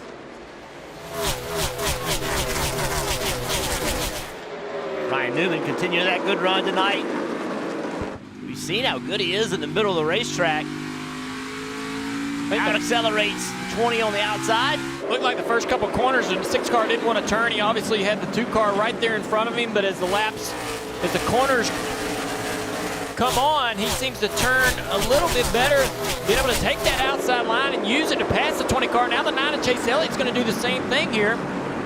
See Newman right there, he got in there, didn't turn again, still able to make it work. They generally don't turn great here on low air pressure. Right. You just don't have the front grip. It'll get better. Sometimes it'll actually get on the splitter. Sometimes it just doesn't make enough front grip. Oh man, that 20 real close there. Jones almost into the back of the 6 car. Got to be careful right there, not hurting those rear tires early in this run. Oh, the 6 way up the track. Diamonds a corner, gets a hard straight run off the corner to clear him. That's so fun to watch. This track provides that. You move around, diamond the corner, high entries, low exits. Watch the guys like Chase Elliott behind the 20. Watch how low he comes off the corner. He actually crosses that yellow line.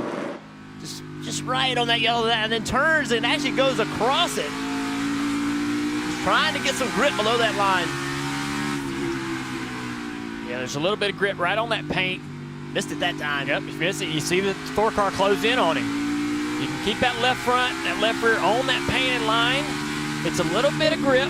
If you bump the apron, typically that will hurt the car. See the sparks come out of it as the banking angle changes when he gets on that apron. We said he missed it. That's what's so difficult about this racetrack. He missed it by 6 inches. You know what I mean? It's not 4 feet. It's just a small amount. Riding along with Kevin Harvick. You see earlier, we saw him late in that run, the last run, how loose he was on corner entry. Now they got new tires on it. Probably won't be loose on corner entry. New tires will take that, will help that, fix that. But as this run goes on, as we ride along with Harvick, we'll see if he gets loose again. Just very gingerly with that throttle. Just barely putting that throttle down, slowly going to full throttle. Key for Kevin Harvick right here. This is a great shot. Lets us talk about what he's doing. And the key for him is what's he focusing on? That yellow line. That's what he's focusing on. He's really not even paying attention to Chase Elliott. He's not close enough to him to make a pass. The worst thing he can be doing is focusing on Chase Elliott. He's looking at the racetrack, looking at his marks. He's picked out where he needs to be on that yellow line, when he needs to be off the throttle, when he needs to be on the gas. That's what he's focusing on. He's not even paying attention to that 9 car. I like the way the 4 cars run in this track. This is a way I like to drive this racetrack, is sort of drive the car, cut the entrance, drive it in a little straighter, a little lower than the 9 car, and harder, deep. Plant the car on the nose and try to get to that line as quick as you can. Denny Hamlin, tons of success here. I think that his preferred line is a bit more of a wider entry, and he does a late apex way around the corner. Right about here is where he gets to that yellow line for Denny Hamlin, and that line really works for him. See him up the racetrack here, and then he'll do this late apex right there, getting right back to the bottom late around the corner. Let's watch on his bumper cam. Now to do this, he can't be loose on corner entry. Like, he's got to have real good stability on corner entry with that big arc. If he tries to stay out against the wall and the back of the car is not connected to the racetrack and making good grip. He can't do this. This line will not work because he can't carry enough speed. See how he gets to the line late? He does that to be able to keep the wheel straight and get a straight drive on the corner exit. He can get more power down that way. It's harder to do it in 3 and 4 than 1 and 2. One of the hardest things about 1 right here is how wide the track is. You have so many options. It's real easy to overdrive this corner. A guy like Denny Hamlin ain't gonna make that mistake, but watch as he enters turn 3. Watch how much earlier he turns. He's focusing on this yellow line. Get to that yellow line much sooner in 3 and 4 than you do in 1 and 2. That's grip over there. It's different driving styles. It shows you. We talk about that in SMT data, right? And drivers can look at other drivers and compare themselves, but there's no right way or wrong way to drive a race car. People drive completely different and have the same amount of success. Joe Gibbs Racing has the top 3 spots locked up. Brad Keselowski running in 4th.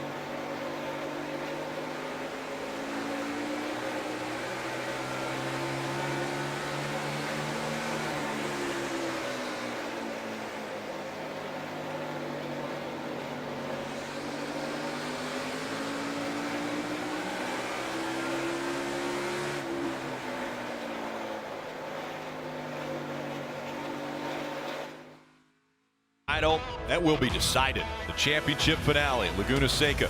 Race coverage beginning at 3 p.m. Eastern. They are fighting for that, the Astor Cup. And 4 drivers, all very tight in points. It's a double points race. Joseph Newgarden, Alexander Rossi. Rossi looking for his first title. Simon Pagenaud, what a season he has already had with the Indy 500 win. And the first time IndyCar has finished at Laguna Seca, that famed corkscrew, huge elevation change, kind of a left-right complex, just a great racetrack. We decided during commercial that Junior and I and Parker and Dylan, we all wanted to go there and run the corkscrew. Looked like fun. Looks hard though. Yeah, I mean, look, drivers talk about you can't see anything. You have to sort of pick out trees and stuff to sort of hit your marks because you can't see the racetrack. I'll fix all the stuff y'all wreck. Yeah. I'll call the race. I was going to say, that's good because I hardly ever looked where I was going in. Give me about 10 minutes and I'll bring you a wrecked car, I'm sure. Kyle Busch still in front of Martin Truex Jr. here. This is the second race of the first round of the playoffs for the Monster Energy Cup Series. 10 of Eric Almirola, just kind of been off the radar tonight. Not great, not awful. Beating Bowman, Byron, Logano, who aren't having great days. Currently running the 15th position right there behind Blaney. Would this be a win for Blaney if he finishes where he is now? Because his best coming in was 18th. He's running 14th. I don't think someone of Blaney's caliber is ever going to be excited about 14th, but secretly, I think he might sigh a bit of relief that Richmond is behind him. Remember, he won the Roval a year ago. He has to feel good about going back, even though he wasn't the leader. That big, exciting finish with Jimmy Johnson and Martin Truex Jr. got Blaney. He was there, and he got the check flag. He got the win, and I think, Eric Almirola much the same way. He came in needing just a solid night. I think they wish it was a little more solid. He struck out on stage points, and I think that's hurt the 10 car some. But if he could somehow rally and finish somewhere inside the top 10, it could be, how about this? I won't say successful, but no harm. Better. After the Joyride with Jeff, I got in the elevator coming up here and ran into two Eric Almirola's biggest fans, his kids. They knew exactly where he was running. I said, "Where's Dad running?" And they knew where he was running. They were going up to one of the suites to watch. They were fired up for their dad. Dylan. And Eric Almirola there in that 10 car, Jeff. They've been on top of the racetrack. That's the feedback that Eric has given to his crew chief, Johnny Klossmeyer. So they took a big swing at it here this last stop. They were running up front inside the top 10 here for the majority of the early goings in stage 1 and 2. And now they've slipped back to 15th. So those changes, right now at least, not working quite as well as they were hoping for the 10 car. Parker? And Dylan, the car he's falling there. The 12, Ryan Blaney, I can tell you a little positivity in this 14th place run that he's having here. Aside from it might be his best finish at Richmond, is that from the start of this race to now, his feedback has gone from concerned in large numbers to smaller numbers and refinements. It sounds like they're really refining that 12 car and getting it to a place he likes. And as Steve said, maybe get Richmond behind him. Well, Rick, I talked about the 10 of Eric Almirola as well as Blaney both missing out on stage points. What that does is look at the points. So the stage points have been awarded. This is where the cars currently run. So Blaney plus 13, Almirola plus 6, they're currently in. How about Eric Jones? Yeah. I was wrong. Came in at 26 below, scored points in the stages, currently running only 3 outside. I mean, look at the pressure that'll happen at the Roval if we can somehow finish this same way. But there's a long race to go, 164 laps to go, and now it's really, in my mind, decision time for the crew chief. So here's the situation. This last stage is roughly 200 laps. You can go a little over 100 on fuel, so the simple math is you run 100, you pit, put tires on, and run another 100. But we saw Ricky Stenhouse Jr. in that first stage. He broke up just a 100-lap run and actually made time up on fresh tires. I expect the leaders not to have fuel dictate when they come to pit road. Run 60, 65 laps, come in there, get 4 fresh Goodyears, 4 brand new shoes on that car, go back out. So they'll actually pit twice in the last 200 laps. One car that's in trouble right now is this one car of Kurt Busch. Remember, he got a speeding penalty entering pit road on lap 204. And although it only cost him about 3 spots, it made him restart at the tail end of the longest line. Right now, Kurt Busch is the last car on the lead lap, and he is only a couple seconds ahead of our leader. So that penalty could be huge right now for the one car. Kelly. And there you see Ryan Newman in the 6th car, and he has cracked the top 5 and right now 9th on the playoff grid. When I talked to Ryan before this race, he told me that Richmond is one of his favorite racetracks on the schedule. As for speed in the car, he felt like they actually had top 3 pace. Tonight they've been on both sides of the balance, started off just really, really tight, then went a little bit too free, but by the end of stage 2, he said he was really happy with it. I think that shows now, Dylan. And Kelly, we saw these two, the 20 car of Eric Jones and the 6 of Newman, battling a few laps ago, and as they draw closer to one another, listen to the radio on the 20 team about how tough it is to get around Ryan Newman. Get your brake fans on this time. Brake fans on when you get here. Don't wear your stuff out. We know what he is. Harder to pass than the kidney stone. We talk all the time about Newman being one of the toughest guys to pass, and you see Eric Jones hounding him again. The car's gone away on them, really loose right now, the conditioning that Jones is battling. Eric Jones said he's harder to pass than a kidney stone. And that's true. And I think Ryan Newman takes a lot of pride in that. And he can be hard to pass because he's racing in the top 5 right now. He's racing to win a championship. He believes that he can win a championship. He believes that they can win races. I think we need to apologize to Ryan Newman. In practice yesterday, we said that he couldn't win. And into the wall, the 77 goes. That's Reed Sorensen. And so the caution has come out. Steve, I'm guessing that this actually changes that strategy. You had mentioned earlier, it just speeds it up a little bit. They will only have to come to pit road one more time. Exactly. So they're going to pit twice, but the first time will be under yellow right here, barring the yellows. As important as tires are, you know, we're going to see a lot of guys come every time the yellow comes out. What a big break for Joey Logano. He's done a nice job of kind of just maintaining. See some fire right in front of the 77 there. He's going to get the free pass right here, back on the lead lap. So the 22, Joey Logano, trying to salvage something out of the day. Save the one car as well. Kurt Busch will stay on the lead lap. He was about to go a lap down as we look back at what happened with Reed Sorensen. You see, this car will not turn. Looks to me like a right front's probably down. Didn't hit it as hard as he could have, fortunately. See all the sparks flying from the right front. Maybe a brake problem. Yeah, I think. Yeah, maybe a brake problem, not a right front. The right front may be down after, but hard to know. Yeah. The right front, if what happened first. There was a couple pieces that came out just about the same time at the contact, maybe some brake calipers, possibly. Pressure time moves to pit road. I mean, remember, Martin Truex Jr. dominated this race. He was in control of the race. The 18 pit crew leapfrogged Kyle Busch in front of the 19 after stage 1. Steve, Kyle Busch hasn't given up the position since. Yeah, we want to find out in Homestead who has the best pit crew when we get down to the 4. This is when we find out. These early pit stops early in the playoffs, who can perform week after week, stop after stop, without mistake. And they love this. This is what you live for. If you're a competitor, you're one of these guys on pit road. These guys are athletes. They love being in this situation. And reminding you, weekdays 5 o'clock, it's NASCAR America, and on Wednesdays it's Motor Mouths. And Ricky Stenhouse Jr. will be the special guest this week. Again, 5 o'clock, NASCAR America, Motor Mouths. Dylan. Rick, only complaint on the 19 for Martin Truex Jr. on that run was that he was losing his center turn too fast. So it's going to be another air pressure adjustment, a small one albeit, before Goodyear tires, Sunoco fuel for Truex. Kelly? Denny Hamlin pits from 30, said he was a little bit tight on initial throttle and he had to work a little bit harder that run. It's 4 Goodyear tires, air pressure adjustment, Sunoco fuel for the 11, Parker. Kyle Busch just said he's a little snug in the center, but it fires off really well. This 18 team has been flawless on pit road. That's 4 Goodyear tires, Sunoco fuel, and it looks like he'll retain the lead. Great pit stop for the 6 team of Ryan Newman. Does he gain a spot on pit road? That was a close one, and Jimmy Johnson missed his pit stall.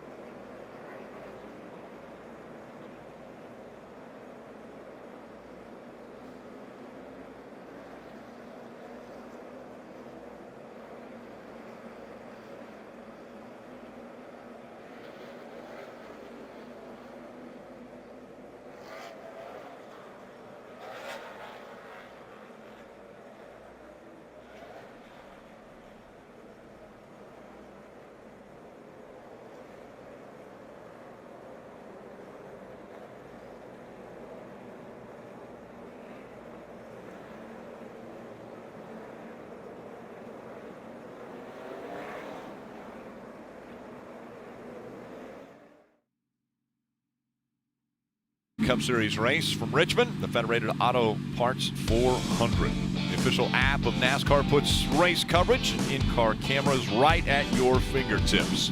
Search NASCAR in your app store, or you can visit NASCAR.com/mobile. Some big issues happening. The 10, too fast exiting. The 48th, Jimmy Johnson mentioned as we were going away, he missed his pit stall. Yeah, this is crazy. Before I went on the Peacock Pit Box, I was talking to Cliff Daniels in this pit box, and I said, man, this is a tight pit box, and he was really concerned about this. Jimmy has used this box before. He feels like he can get to that box quicker when everybody gets bottled up getting on pit road, but it's really, really difficult to see. I couldn't believe how difficult it was to see. Jimmy Johnson just drove right by it. Yeah, Michael Annett did the same thing in the same style last night in Xfinity race. And I think the interior wall, the inside pit wall, blocks your vision of that stall coming into pit road. The frustrating part, though, is he's been there for every stop tonight. So I know that vision is a problem.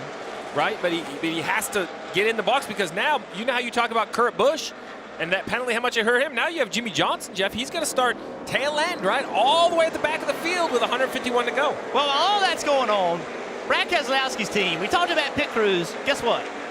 They won the race off pit road. And here they are leading this race, Dave. On the exact opposite end of pit road in pit stall 1. Talked to Paul Wolf about them this morning. He said, we had a good Las Vegas and we needed it. I said, well, why? So we've been up and down all summer. Vegas was up and solid, and they gained 2 spots on that one. They gained 1 spot in the pit stop before. Everything on the racetrack's important, what the drivers are doing, but what happens on pit road is going to help guys win championships too. A lot of guys gambling too. 34 laps on these tires. If you guys stay out for the wave round, try to get back closer to the lead lap. Look at that, Brad Keselowski. That ran 18. Yeah, he's about ran into each other. Close. Brad Keselowski 6th right now on a 4-tire pit stops, but this time he was the best. His team was the best. 14 cars took the wave around as we get ready for the restart. 150 laps to go in Richmond. 28 car spins the tires, or 18, I'm sorry, spins the tires. Here comes Martin Truex Jr. Does he put the bumper? He puts the bumper to Keselowski, coming out of 2. I thought Ryan Newman was going to get up in the mix. Right now, Kyle Busch, he knows he's got to go earn that back. Spun him big time. Keselowski with the lead. We saw Newman working that high side on the last restart, making ground. Let's see what he can do at the top. Denny's trying to take that bottom away from him, going to put him back on the top. We've heard all the comments from Kyle Busch. Look at Kyle outside 18. All right, Steve, you're going to have to remind me. What did you say yesterday about could Ryan Newman win this race? I didn't think they had the speed. They have yet to show it all year long, but Ryan Newman has showed up when it's mattered most. He's having a season of a day. At New Hampshire, he scored 38 points. If the 6th car could somehow run inside the top 5 tonight, he will better that total when it matters most in the playoffs. Run inside the top 5. He's 3rd right now, and he's one of the fastest cars on the track. So Ryan Newman really outperforming any expectation that we had coming into this race. Hey guys, I think this is a big moment in this race for Kyle Busch. All week long and all year, Kyle Busch has talked about can't pass, can't pass. Now he's gone back to 4th. You know, how's he going to handle this, Junior? Like, he can't get upset. He can't lose focus. He has to go battle, and that's what his frustration has been about, how hard it is to pass. He is going to have to battle himself right now. Ryan Newman trying that middle groove, trying to make some ground, trying to create momentum on that high side to run down that 19 of Truex. These 2 guys are pretty good pals, but that's all out the window right now on this racetrack. Ryan Newman won at this racetrack 16 years ago, back in 2003. And now Ryan Newman running top 3. Kelly. And Rick, while he might be exceeding other people's expectations, they're not exceeding their own. Ryan expected to be in the playoffs, and he expects to advance to the round of 12. When I talked to him about point scenarios to get there, he didn't even want to talk about it. He said, you know what, we go out there and win tonight, and it'll take care of itself. And I said, do you have the car to do it? And he said, yeah, I think we do. I'll be honest, I mean, I would call this an upset. If he goes up there and wins this race, I was with you, Steve. I didn't think they could win. Upset because we haven't seen it out of the entire organization for so long. Roush Fenway Racing has not shown us this with any of the drivers. They are shocking us all right now. Oh, listen, if you would have said, could he run in the top 5, I would have said no. So let's be clear, like, it's not just a little bit of an improvement. This run out of Ryan Newman, I agree, Dale, right? It's an upset. If he could win, think about what that does to everyone else. No other playoff cars had Ryan Newman go to victory lane. So he's led 16 laps all year. 16. So what would make you think he could win this race? Yeah. Hey, prior to this restart, Junior, you about came out of the booth. Look at them warming the tires up right here. And Brad spun out. Oh, that was so close. I'm serious, Brad about lost his race car right. And then the 18, Kyle Busch has spun his tires big time. Remember, he didn't control this restart. He's been controlling the restart. He had to react to when the 2 went as opposed to controlling that start. And he just didn't do a good job of laying the rear tires into the racetrack and not spinning them. And that's hard to get a great restart. I mean, on the front row, when you're not in control, it's nearly impossible to beat that guy to the throttle and do it well enough to be able to not spin the tires and bust traction. Yeah, you can't leave before the leader leaves. If you try to launch before he does, they're going to penalize you. So you got to do it right when they do it. So what happens now? I mean, Newman isn't able to gain on Truex. He's settled in. what happens to this car over the long run? I mean, so far all night long, he's been able to steadily move forward. Now that he's in the top 3, he's in a better position aerodynamically. Yeah, I think that's the key. I think we potentially could see the 6 car get better as this run goes on as compared to what he was before, because he is in cleaner air. Just ran the fastest lap, that last lap. Here's the battle for 10th between Ryan Blaney and Kevin Harvick, who's falling back outside the top 10, trying to get back in there. Big run for Ryan Blaney, Dale. You talked about at the top of the show, this driver has never finished inside the top 18 here at Richmond, and running in the 10th position. You know, it's not a win. It's not up there with Ryan Newman. But as we said, maybe a sigh of relief leaving here. If he can run inside the top 10, he'll leave above the cut line heading to the Roval. How about Daniel Suarez behind this battle? Daniel Suarez not in the playoffs, but trying to earn his ride, right? Trying to earn his position for next year, having a solid run in 12th place. Yeah, in my mind, Daniel's still trying to prove himself in this Cup Series. Coming out of Xfinity Series, a champion. I think one of the things that Daniel Suarez will have to do is maybe look over his shoulder a bit because of the successes that we're seeing out of Cole Custer, who's running up the Xfinity Series level and having great success there and looking to move up into the Cup Series. Well, to go up to the Cup Series, someone will have to leave that 4-car team. Could it be Daniel Suarez?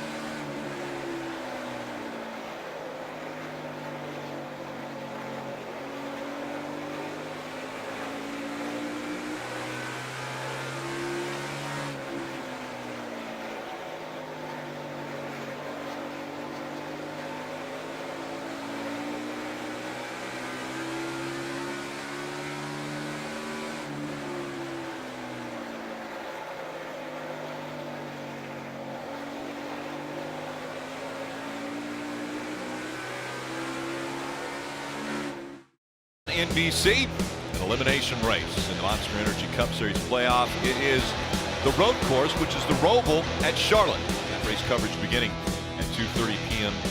Eastern. Perhaps the craziest last lap in all of racing last year. I mean, this was just crazy, man. This last few laps, that was the next last restart. They all piled in. Kyle Larson, major damage. Trying to transfer into the next round.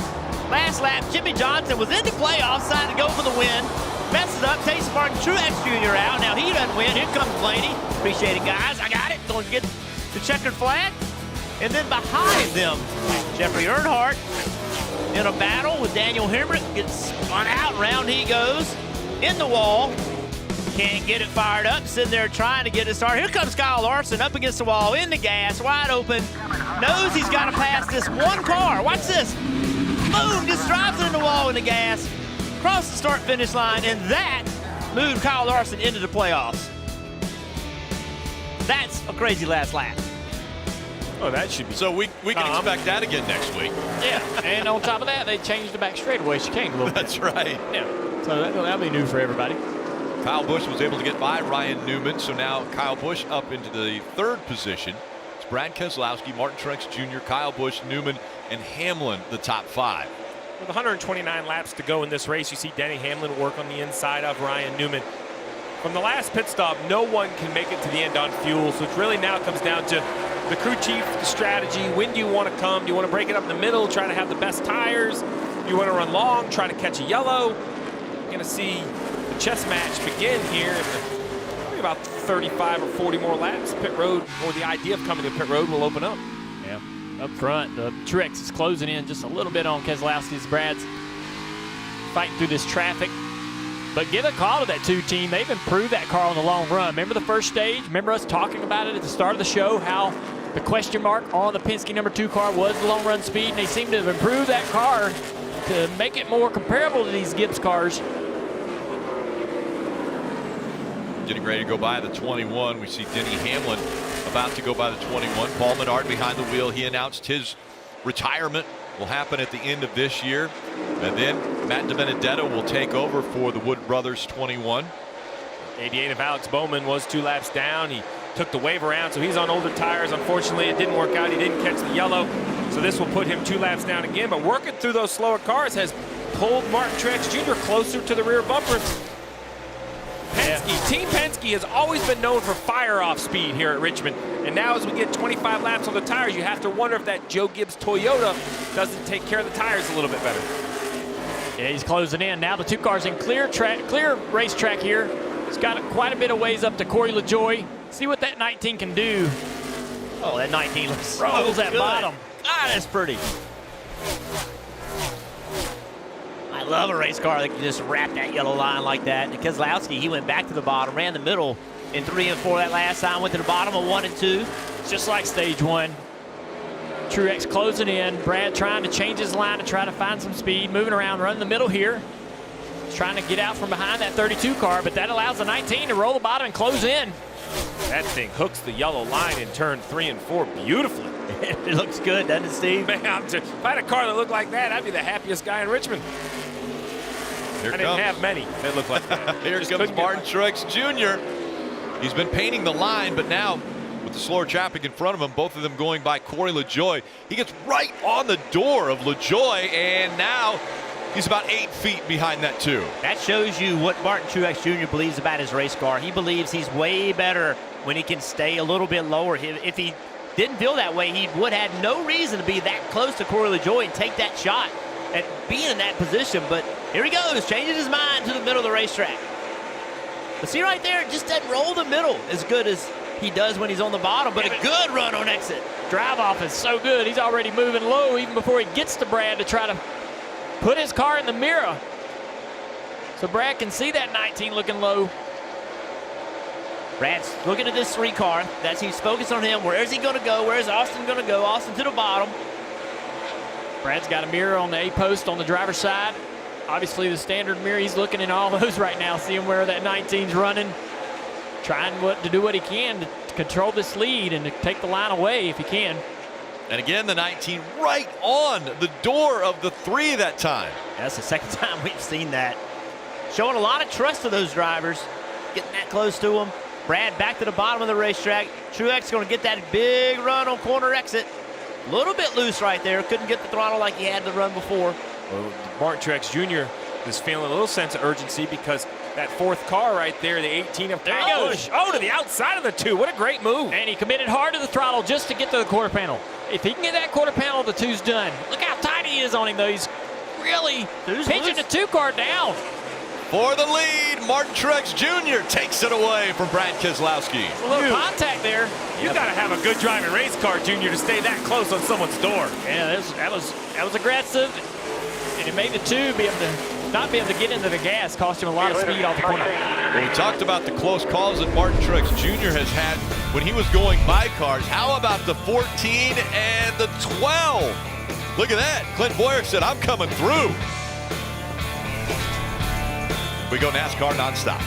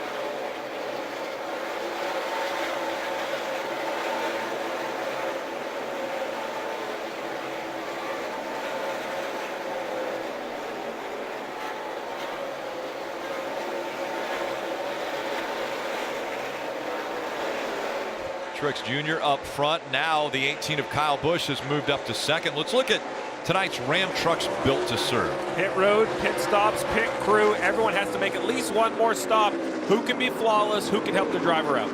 All night long, we've seen lap traffic be a roll and who passes who at what time. As this race rolls on and we get a long run, will it have an impact on who wins this race? And can anybody beat the Joe Gibbs cars? Not on the long run. There's a couple guys that got some short run speed, Brad Keselowski and a few others, but nobody's been able to match these guys. For a few non-playoff updates, let's go down to Dylan. And Rick, let's give a call to Ricky Stenhouse Jr. We talked about the Roush Fenway car of Ryan Newman. How about his teammate there? Stenhouse, of course, the second car in that stable. One top 15 in the last 8 races for these guys. And here they are. They run in the top 10 all night, best of the non-playoff guys. So kudos to them and a strong run continuing. The complaint to him the last time, no front turn. So they're trying to get that handled for Stenhouse, Kelly. Just a couple spots behind the 17 is the 41 of Daniel Suarez. Obviously disappointed not to make the playoffs, but he said now they think they can be a little bit riskier. His goal still to win a race, and they've got 9 more shots to do that. They feel like the short tracks have been their strong suit this year, so they're really trying to take advantage of that tonight. Right now, Daniel Suarez just outside the top 10, running 11th.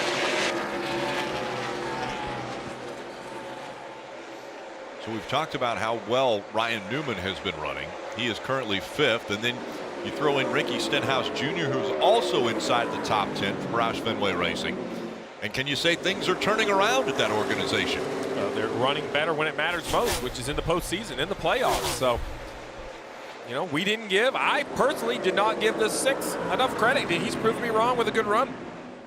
Eric Jones. Eric Jones. Look how close he got. Did he get him a little bit loose? Oh, yeah, he ran into him. Let's see what Newman does about that. He's going to run him hard for a while, I think. Stay out there on his door. He said, oh, you want to play? Let's play. Is that the kidney stone? Well, here we go. Let's see what I think it is. here. Let's see if Newman remembers what happened that last lap. Oh, he's going to go on down here and race. Get a little run off the top here. Down the back straightaway. Yeah, it's good racing. I think Newman might have appreciated that. You think? Well, Newman doesn't mind being raced hard. I mean, he races people hard. He doesn't mind being raced hard. Let's take a look at it. He doesn't like to be hit. Yeah, the 20's been trying to get around him lap after lap.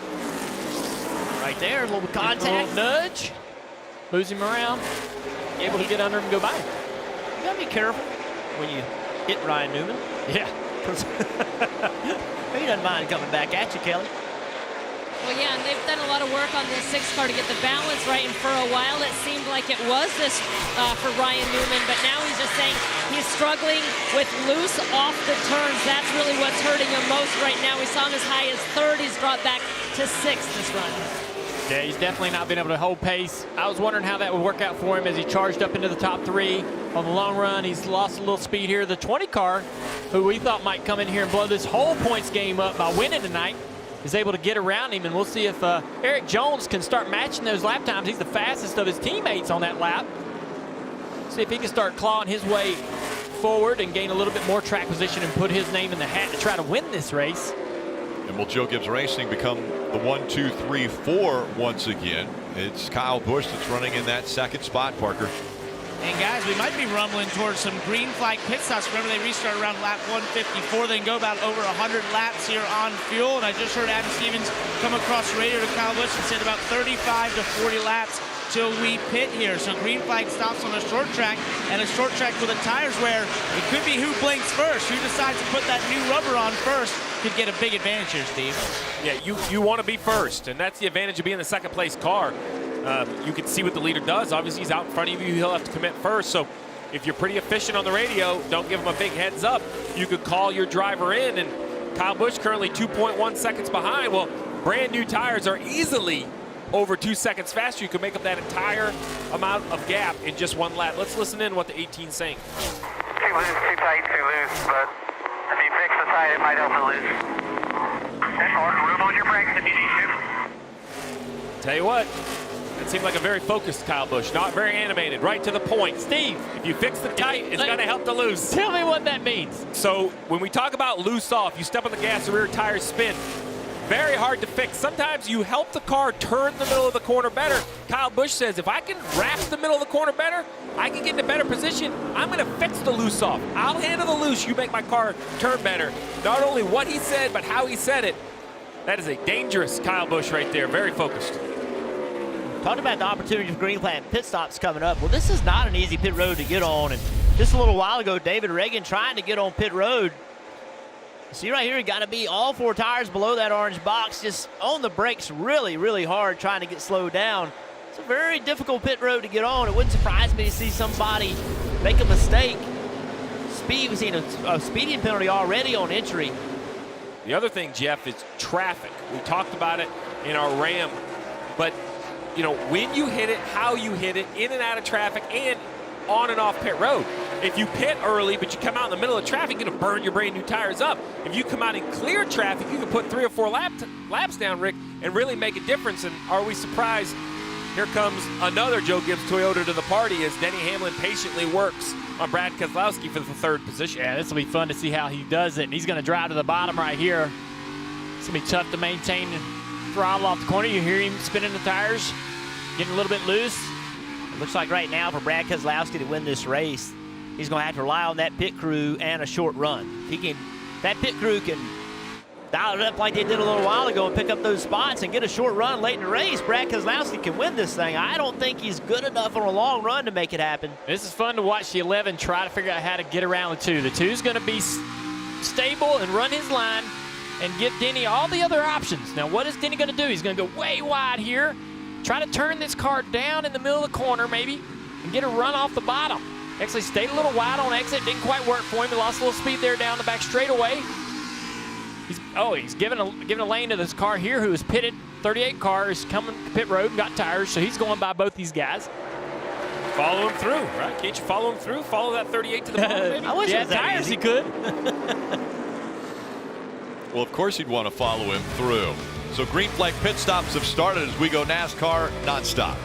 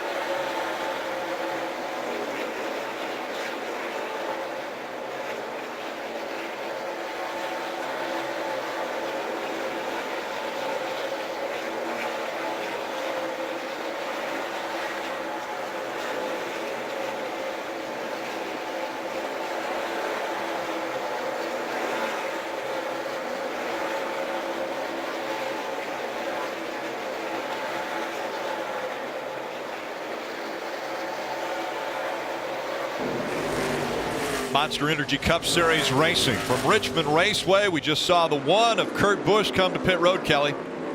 Yeah, and Kurt Busch has had his hands full with this one call all night, just way too tight. It was an air pressure adjustment and 4 tires, Dylan.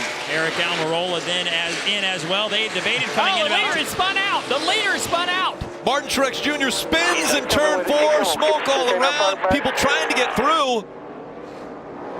Looked like it got some contact. Yeah, maybe he and Stenhouse on new tires. Let's take a look. Get down into turn 3. Stenhouse on new tires. Oh, he locked up the left front. Got down in the corner and locked the left front up. Off the nose. Low air pressure. That's easy to happen right there. Look at way up the racetrack. Just had the left front locked up. And I can assure you, Ricky Stenhouse Jr. does not want to spin the 19 on purpose. On those brand new tires, he was going to go right by and get back on the lead lap. That is the worst thing. We had all kinds of chaos. Yes. Right before this yellow, the 10 comes in the pit. Look at this. That's going to be important because this wasted time right here may cost the 10 of Eric Almirola another lap. He was on pit road when the caution came out. We're going to see how NASCAR scores him, but a calamity of errors. Oh, Truex he has got to be fuming hot. Ricky Stenhouse Jr., fresher tires, got in a little bit hot into 3 and 4. Getting back into the gas, goes up the racetrack, catches the back of the 19, who was the race leader at the time. And now it's Kyle Busch, Denny Hamlin. They are now 1 and 2. And we're going to see pit stops. So Truex, I mean, even spinning out, he's only in the 3rd position. That win last week, even as frustrated as he is, that takes a little bit of the pressure off, although right now he doesn't care about that. I was going to say, there's a lot of sting still there. All he wants is the trophy here. So the 10 car of Eric Almirola, he got the free pass right here, first car 1 lap down. So you're right, Steve, that he got lucky to get that free pass, but that means the tail end of the longest line not being the lead lap. Here they come for pit stops, Dylan. And Martin Truex Jr., of course, in to hit his marks. 4 tires and fuel the plan. Just asking for the same thing he's asked for all night. Just a little bit of help in the center. They'll make their first chassis adjustment of the night and check out a little damage on the left rear, Kelly. Denny Hamlin in the 11 car said that his center turn got worse that time around. It sounds like he's lacking a little lateral grip to make passes. It's a slight chassis adjustment for Goodyear tires and fuel, Parker. Kyle Busch did a great job avoiding his spinning out teammate there. Just said the car's pretty good, just tight loose. Dave? Bottom of the screen, Brad Keselowski. They're dropping the air pressures again in those Goodyear tires to try to make that car live over the long run, and Brad will cross the line 4th. Kyle Busch, Denny Hamlin, Martin Truex Jr. top 3, and Kyle Larson, good stop.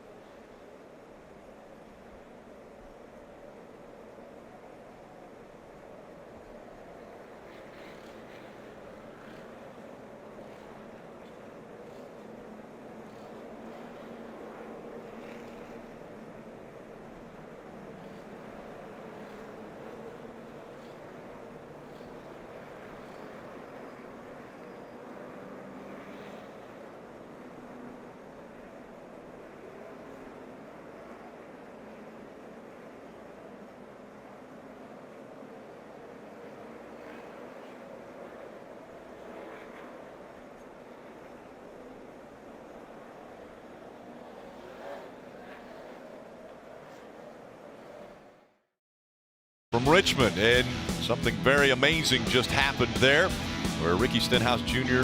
spun out the race leader, Martin Truex Jr.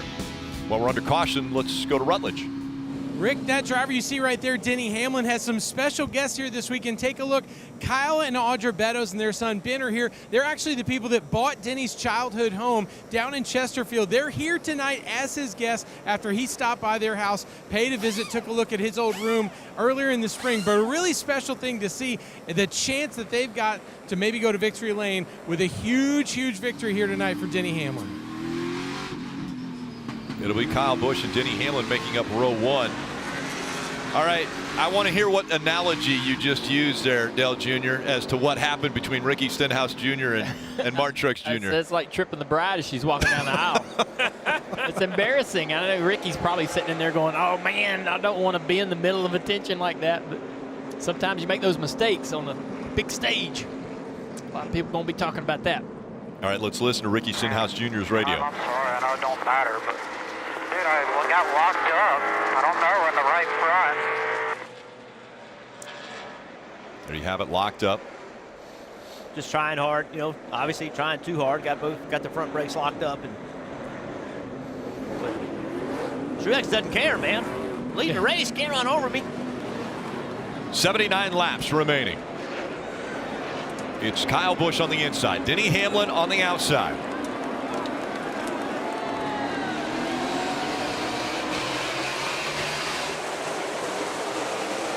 Oh, these restarts are going to be aggressive. Look at Newman in the middle. These final stages of these races are intense. These restarts get crazier and crazier as we go. Oh, Hamlin trying to get on the outside of Kyle. There he comes. Squeezed him. Hamlin, a little run now. Busch and Hamlin fighting for the lead as they go into one. Eric Jones on that outside line trying to get by Newman, who's been difficult to pass not only on restarts but even long runs. Eric Jones wants to try to get back now. He's been fighting to try to pass this six for many, many laps throughout this race. He does not want to get pinned behind him and have to go through that process again. In his mind, he's like, if I can clear the six, I'll be good to go. So he's going to fight hard here. On board with Kyle Larson in the 7th position. And he's barely hanging on the outside of that 6 car. Newman trying his hardest to clear him on the corner exit. Newman's wanting so badly to hear clear right there so he can take that top lane. I think he's got him right here. Yeah, 6 losses, or the 20 losses. A little bit of grip there in the middle of the corner. Had to give up that spot. The best word to hear. That sounds like magic when you hear the word clear in that situation.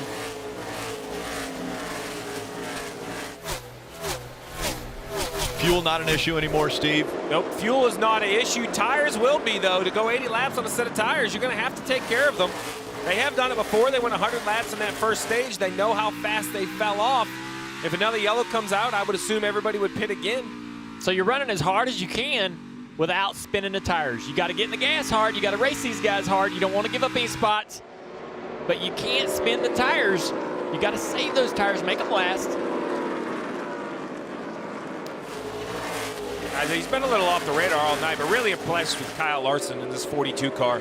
Currently 8th in points, plus 25 above the cut line. Just, you know, nothing flashy. I know he needs to win. It's been 2 years since this race that he won 2 years ago. 73 starts. He wants to go to victory lane. We've talked.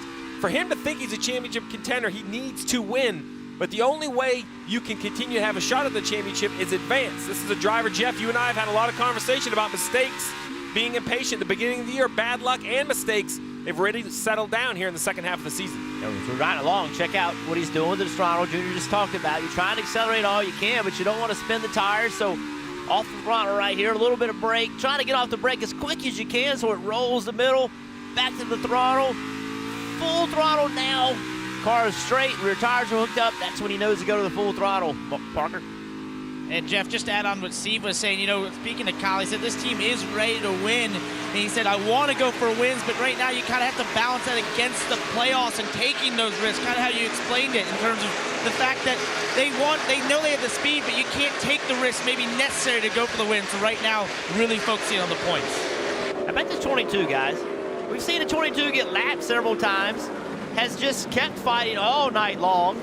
sitting here running in the 12th position. This has not been the night they wanted, but if you would have told me they're going to be running 12th right now, I'd have been really surprised. They would have made the car much better, Kelly.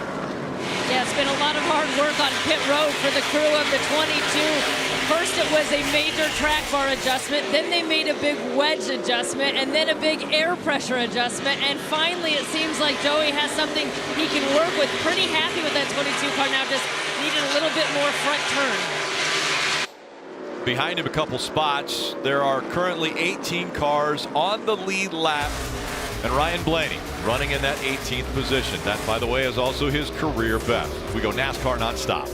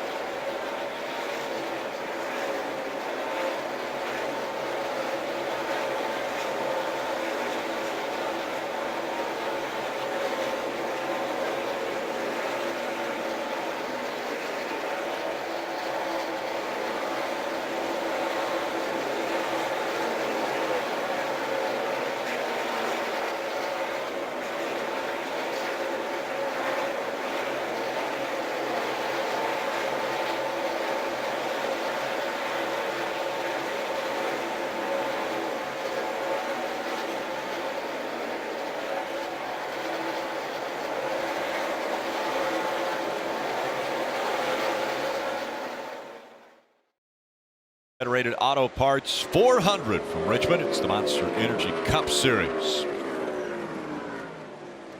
Obviously a lot of focus on all the guys in the playoffs, but some other teams and drivers having some solid nights. Daniel Suarez running in the 10th position. Behind him, Jimmy Johnson. We've heard a lot about his belief his team's headed in the right direction, having a solid run in 11th, and further back, old Matty D in that 95. Not surprised to see him running well in 14th. Bubba Wallace doing a really good job tonight, back in 15th place. So Bubba Wallace and this team are starting to see perform better about every single week. I want to go through the field. We'll start off with Parker. Well, Rick, Kyle Busch has led the most laps, currently at 168 laps led. And he's been very happy with that race car, but his biggest problem has been in traffic. He loses the nose that race car. Adam Stevens has tried to fix it throughout the night. When they fell behind the 19 there, they maybe didn't have enough to get him. That's been their focus. If that 19 is to creep back in the picture and get ahead of them, they've got to make that car turn better in traffic, Kelly. Denny Hamlin has been so good on his home racetrack. 3 wins, a host of top 5 finishes, and he expects to run in the top 2 or 3 every single time. And while he's always been good here, his crew chief Chris Gabehart told me with all the data sharing that goes on anymore, he's kind of had to give up the keys to the castle. He's had to let some of his secrets known to his competitors, and that's helped close the gap to the field. But Denny right now running second, just 0.6 behind his teammate. And Kelly right behind him, his teammate Martin Truex Jr. back in third after contact with the 17 car. Keep in mind they won here in the spring, but Cole Pern said they got too tight at the end of that race. They've stayed on top of that tonight, not let the car getting too tight. That's allowed them a little bit more maneuverability. They'll need that to get back up to the front, Dave. Running fourth is Brad Keselowski, has led a lot of laps tonight, and the bright spots beside that have been the pit crew and the short runs. Yeah, we talked about the long runs need to improve right now. Coleman Presley, a spotter, trying to help him get to the higher groove to make that car work better. Kelly? Ryan Newman continues to run in the top 5. They had a solid outing here in the spring, but they expect it to be even better. Scott Gray said a lot of that just comes with showing up to a racetrack for the second time together as a team. Remember, this is a new pairing for them, so they knew that they'd be better tonight, and right now, handling pretty good for the 6th. Eric Jones runs in the 6th spot, continues to battle a loose condition. His latest complaint, no rear lateral grip after this restart. The car's gotten progressively looser, but they're maintaining solidly inside the top 10, running 6th. Parker? Well, Dylan, from Kyle Larson speaking to his crew chief Chad Johnson earlier today, the plan was simple. If they can't win, all they've got to do is pad that points to the 12th place position, and they've done that. They came to this race plus 17, and currently as they run right now, they would be 8th plus 25, Dave. Kevin Harvick entered the night with the most points of a non-winner, so they're comfortable in that way. But it's been a quiet night for them. Lately, the car has just been a little bit free for Kevin Harvick. Now, not a dominating night like they'd like to have here in the playoffs. His teammate, Clint Boyer, they've gotten that car better throughout the course of the night, and he has gained points. You saw our points earned graphic earlier. He has added to his total. He's just below the cut line nearing the end of this race. Kelly? Joey Logano running 12th, and with that 48-point cushion coming into this race, crew chief Todd Gordon said they don't have to worry about what anyone else is doing. They can just control their own destiny, don't have to be reactive. He also said round 1 of these playoffs was simply about patience for them, and it has taken patience for them tonight to get the handling right on this 22 car. Better now, but he's losing the front tires a little too early in this run, Parker. And Kelly, Chase Elliott has run most of this race inside the top 10, but right there as Martin Truex got spun from the lead, Chase Elliott was about to pit. He elected not to, stayed out, and that was a good thing. Just spoke to his crew chief, Alan Justin, a little bit ago, and I asked him how the night was. He said, not great, not bad. It's a very average night, Dylan. Eric Almirola runs in the 17th spot. Last time down pit road, some miscommunication whether Eric was supposed to be down pit road that lap or not. It caused some confusion. A slow stop has relegated him to 17th. They've made 2 big swings at the chassis the last 2 rounds trying to get this car dialed in so Eric can move forward, Parker. And behind him, Ryan Blaney has spent a lot of this race hovering around 15th, and then things started to look up. It looked like they might move forward, got towards the top 10, and slowly but surely it's fell back. His best finish here, 18th. Right now, he runs 18th, Kelly. Kurt Busch running 19th. He is the first car a lap down. Crew chief Matt McCall told me they didn't have as much speed here as they thought they would, and Kurt has had a very tight race car throughout this race. He said he can find a good line every once in a while, but as the track rubbers in, it goes away. He said it's just changing so much, and they haven't been able to keep up with those changes, Dylan. 50 laps to go. Kelly and Alex Bowman is probably about ready for this one to be over. They have struggled all weekend long with the handling on this race car. Loose, tight, everything in between. They just went a 3rd lap down. Bowman just trying to take it home from this point forward, Dave. Dylan, same 5 for his teammate William Byron. Started the race in 25th. The leaders caught him early, put him lap down. Then he had contact, had issues on the track, is now 3 laps down, and as he started the race, he was above the cut line by 13, Rick. Now it looks like he's hovering right around it. And first, second, third is all Joe Gibbs Racing, but the battle for second is heating up between Denny Hamlin and Martin Truex Jr. as we go NASCAR nonstop.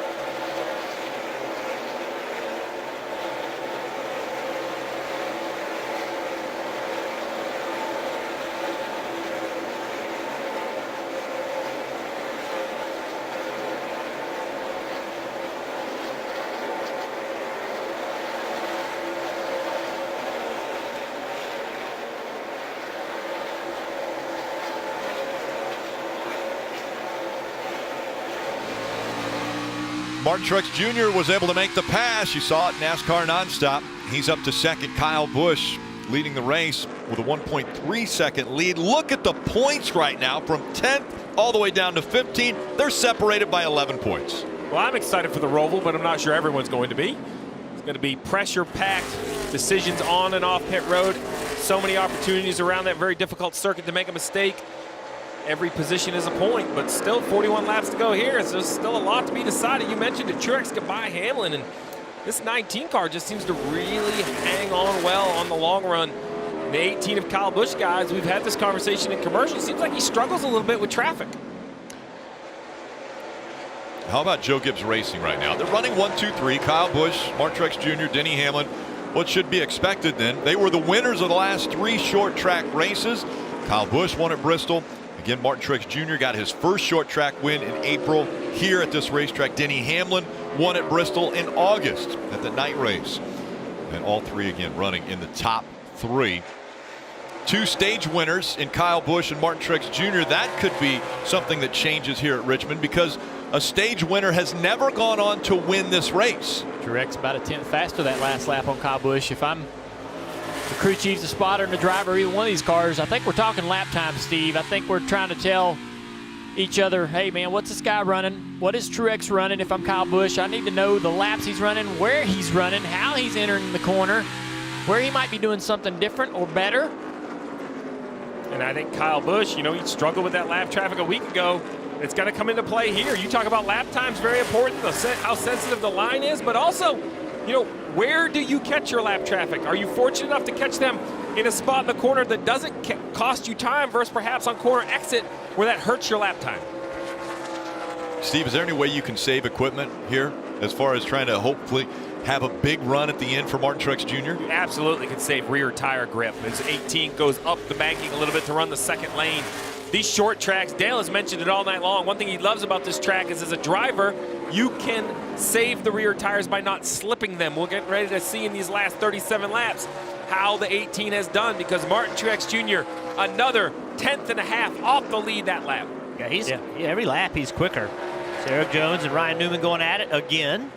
Yeah, none of these guys are hot dogging it off the corner, dirt tracking the car off the corner. They're all trying to get off the corner straight and smooth, applying as much power as possible without slipping a tire, and going to continue to do that with 36 laps to go. I think once you get within around 20 to go, 15 to go, if you really got to charge, if you really just want to burn the tires right off of it, if you need to gain a lot of ground, then you can go hard.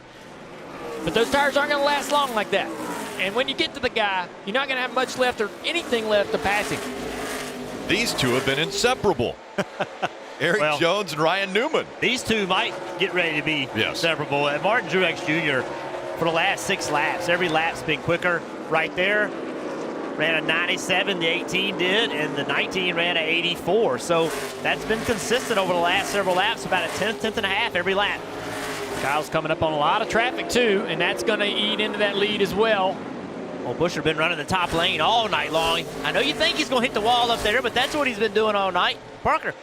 Hey guys, as we watch that 19 creep towards the 18, he's been very quiet on his radio. They haven't given him many updates other than just lap times occasionally. But you know, he told Dave Burns before this race, he said, you know, getting a win would be nice to quiet the rumblings of 13 weeks without a win. He said, I feel like Jimmy Johnson in that era when he was winning all the time, where if he went a week or two without a win, it was a disaster. That's how good that 18 has been. But he's in a tough position now that 19 chasing him down. 19 car, strength of that 19 car looks to me to be right here. It rolls the second part of the corner really, really well and still has rear grip. These 3 cars are going to be tough for Kyle. He's going to go to the bottom here of the 36 car Mac Tiff. Now they're almost 3 wide off the corner. Kyle can't use as much racetrack as he wants to, can't use as much throttle as he wants to. That gives a little bit of speed, a little bit of time, almost 2/10 to the 19 car, but the 19 car is going to have that same challenge as he closes in on Matt Tiff as well. Dylan. And just real quickly to Jeff's point, that's exactly what the 19 car, Cole Pern, they've been working on this all night. Martin's had complaints that he just needs a little bit of help turning the center. That's been his wish all night long. So they've stayed on that, making sure that the car has center rotation. That's going to help him here as he tries to track down Kyle. And you can see it as the car moves through the center of the corner. That's where he closes the most. Well, Dylan, this is a great shot we have to show where each car is strong and each car is weak. So right here, pretty equal. Look at the ground the 19 makes up, getting into the corner, and how he's able to carry that all the way through the center. That is just turnability. His car rotates so much better than the 18 at this point. Yeah, the difference I see is, look at that right there. Yeah. The 8 and 3 and 4 just that last time by, the 19 was painting that yellow line. And if you can do that, if your car can do that, right here, he never leaves it. It's amazing, and you can make up so much ground just right in the middle of the corner. Very small, 60-yard, 100-yard space, right in the middle of the corner. You can make up so much time there. You talked about it earlier. Now Martin Truex Jr. going to the top, trying to get out behind that wake of the 18. You talked about it earlier when the 18 said, if you free me up, you'll actually help my rear grip. What that means, look at Truex. It turns so good. Now it's pointed. The car's pointed off the corner. He's there. Being straight makes the car make rear grip. He's made it to the back bumper. Now can he get by him? And which line will he choose?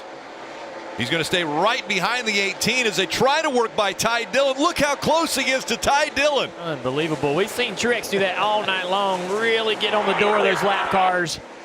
He's being aggressive, and he can be. He's got that win from last week. Oh, wiggle right there. The 18 car got loose on exit. Oh, Kyle looked like he almost was giving him the outside there for a second. Not sure if the 19 was actually going to get there. Oh, now Kyle just decided, you know what, I'm going to give you the bottom. I'm going to try to choke you off right now. Get real close to you, not give you that run. Truex now, it's a race to that 51 car. Can he use him as a pick?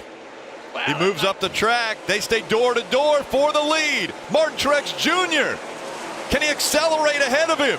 He has the lead at the line. But the 18 staying right there on the outside. This is where you got to not treat him as a teammate. Just use up some racetrack. Didn't have to do it. His car is so good. Oh, the crossover, and he gets in the back there. He gets in the left rear quarter panel, trying to cross over that 19. Veteran move there. Didn't quite work out, but he's fighting to get to that inside. That center of the corner roll speed for that 19, though. Just carried the speed through the middle. Drove off from the 18. You know Kyle Busch is not happy with his teammate passing him for the lead. And that right there just set the tone for what can be done. We saw the 18 hit the 19 there. And Truex Jr. out in front now with just 24 laps to go at Richmond. I'm so impressed with this 19 car, Steve. Well, it's driving good, but now it's about decision making through traffic. He has a better race car. Just kind of stretch your legs, make good decisions. 23 laps to go. If it stays green, the 19 car just doesn't want to lose time in traffic. Well, I think the 18 needs to keep pressure up, right, Steve? He needs to just, you know, part of my thought would be, hey, just back up. You know what I mean? Just back up, save your tires a little bit, maybe hope for a caution, but I don't think you can do that with all this traffic. Keep the pressure on in case you catch him at the wrong time. Eric Jones just went by the 2-car, Brad Keselowski, to make it an all-Gibbs top 4. Great night for Eric Jones moving through the field. I didn't think he could do it. I didn't think he could point his way into the playoffs. But run like this, he can. That puts him only 4 points behind that cutoff spot. Thought he was done. Keselowski's not done. He just looked to the inside of the 20 of Eric Jones. Now Jones is putting some distance between those two. How about the statement about this team? I mean, after last week's race and then tonight's race, these guys came to play in these playoffs. Yeah, so Kyle's on the outside. He's going to back up right here, try to turn the car underneath the 19. There's not enough room for him to get the car underneath there. The 19's not up the track enough, but he stays in the gas and hits him in the left rear quarter panel. He's like, hey, let's race. Right now, Joe Gibbs racing. For either of these cars, though, Rick, I'm giving my picker a little pep talk.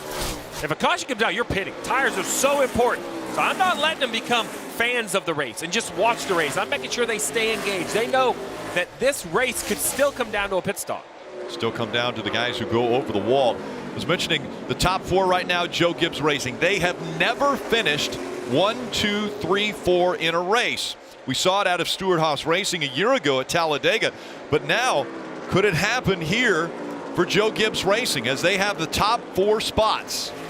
They put Ryan Blaney a lap down there. Kurt Busch has went a lap down. Next car to go a lap down is playoff driver Eric Almirola. Blaney, by the way, a lap down in 18th position. And we talked about how when he was running 14th, it could be a good night for him. But this, once again, is still 18th, the worst finish for Ryan, or the best finish for Ryan Blaney. Clint Boyer trying to run down his teammate in the 4-car, Kevin Harvick. And Clint's had a pretty average night, 9th place. He's still in this playoff battle as well. Only -6 points out if we finish right here. You'd love to get another point. He's earned 7 points so far tonight, Clint Bowyer has. Let them brakes glow, and he's charging hard, trying to gain some ground. Being tidy around the corner. Trying to put together some laps and corners so he can run down that 4 if he can. You see right now where Clint Bowyer would be, 6 points back, and having to go through 2 people. Steve, you said it. Not many people will have fun next week. That Roval, I think, is the hardest racetrack in the country.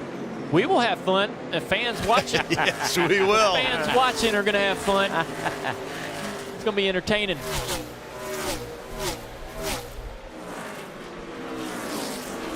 Well, we knew that Martin Truex Jr. in this 19 felt good after leaving Las Vegas a week ago with that win. He knew he was in to the round of 12 when it comes to the playoffs, but heading to Richmond, I think maybe we underestimated just how confident he could be. Look at the laps led and the finishes here at Richmond. The last 6 races, he's led the most laps 5 times. He's not going to lead the most laps tonight. Kyle Busch has sewed up that honor with 202 laps, but he's going to lead the important laps. Right. He's going to win stage 1, and if he can hold on for 15 more laps, he's going to win the race. And again, you get playoff points. Those advance throughout the rounds, so points will be reset. But then any playoff points that have been earned, those get added to when the points reset. So that's what Martin Truex Jr. right now is doing, trying to pad that buffer that he could have and maybe lock himself into the championship 4 if he continues to run this way. He has never gone back-to-back in his career, Martin Truex Jr. And now, with just 13 laps to go, he's also looking at a potential sweep of this racetrack. Tell you what, as you watch that car go around the racetrack, he's not just in for a Saturday night easy drive. He's still driving that thing. The back of the car was around on it through the middle of the corner that time. I haven't given up on Kyle Busch yet. I mean, Truex pulled out to about a 1-second lead, but he's kind of stayed right there. I don't know if Kyle is trying to save a little bit, hoping to get the timing right through traffic or not.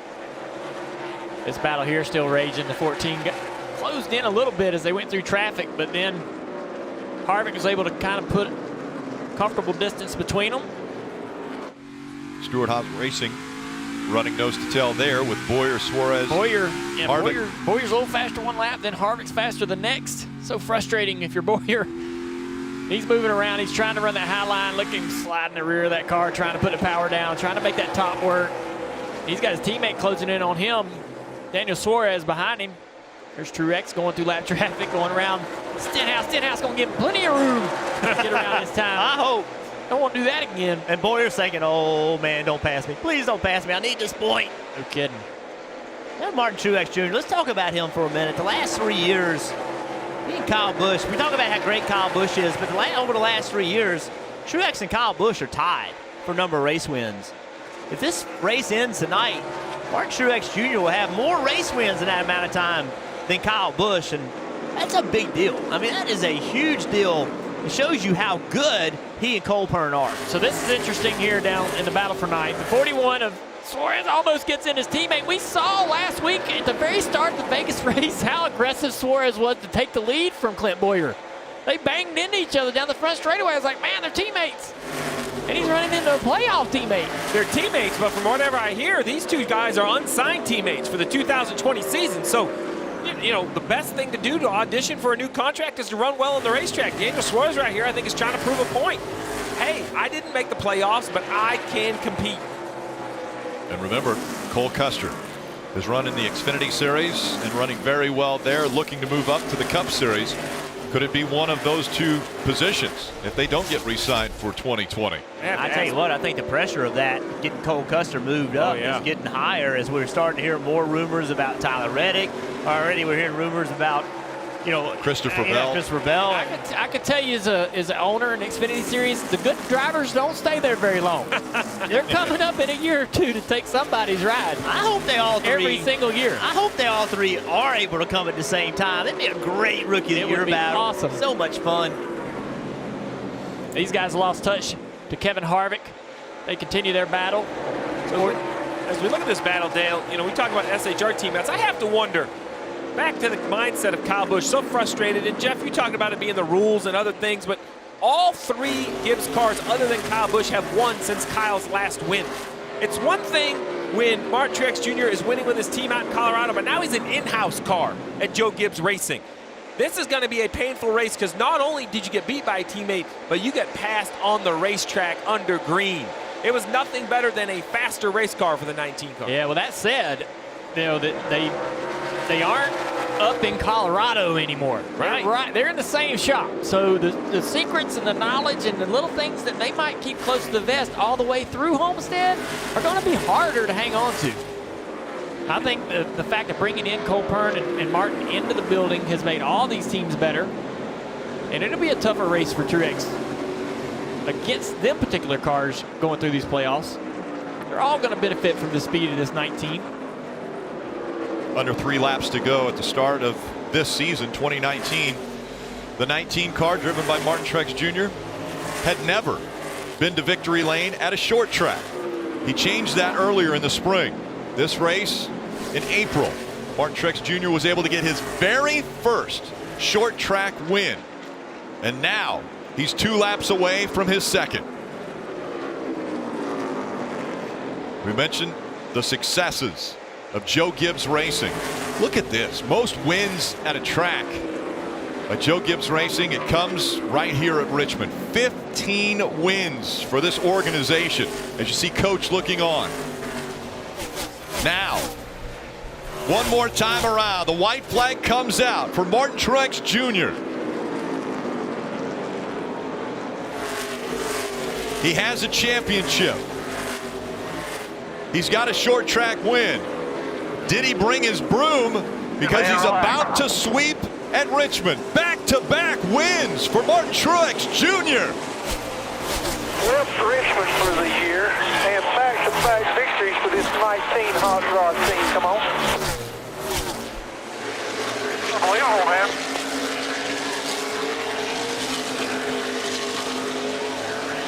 Pretty damn impressive there, man. Way to rebound. You guys, you did it all there. Great job.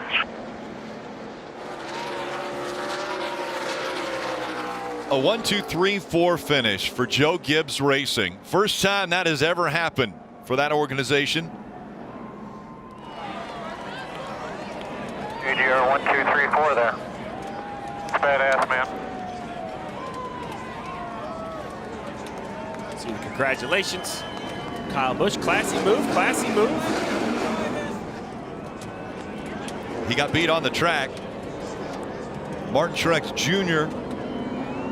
now has just logged his 6th win already this season in the Monster Energy Cup Series, and back-to-back wins to start off the playoffs. This victory is fueled by Sunoco. Fuel your best.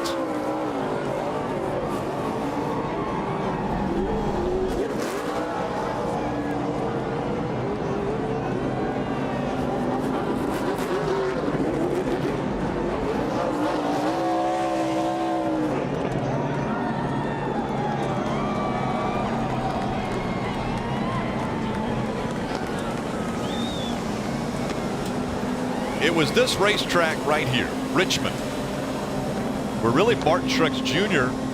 lost his Cup ride, and the possibility that he might never get back in a Cup ride again. Was racing for Michael Waltrip Racing at the time. And now the celebration, because he's the winningest driver now over the last few seasons, and the smile getting even bigger. Rutledge. Unbelievable.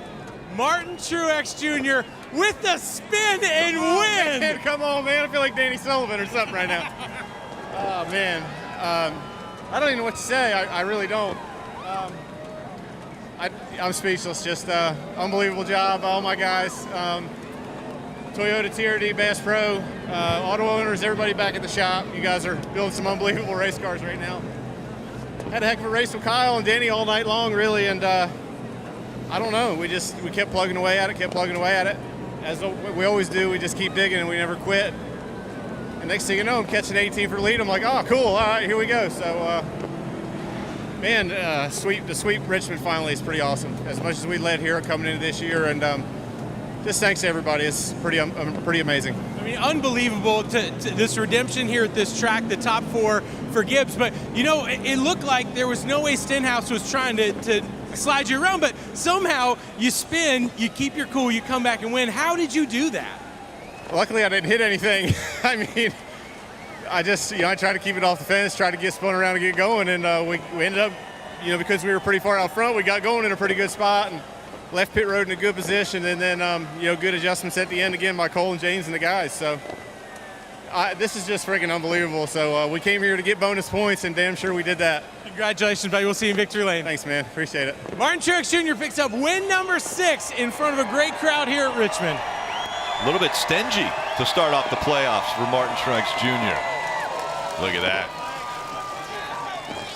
He was going to give him the flag. At least the young man was going to give it to Martin Truex Jr. And Martin said, you know what? You keep it.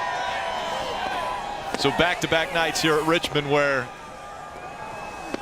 the prize of the checkered flag has gone to a young race fan. It about didn't happen for Martin Truex Jr. Heard it just there where Ricky Stenhouse Jr. loses the front end, goes up, and while Martin Truex Jr. was leading the race, he gets spun out. But he's able to get it going again, stays up in the top 3, battles his teammate Kyle Busch all the way to the checkered flag, and Martin Truex Jr. has swept the races right here at Richmond and now has gone back-to-back wins to start off the playoffs.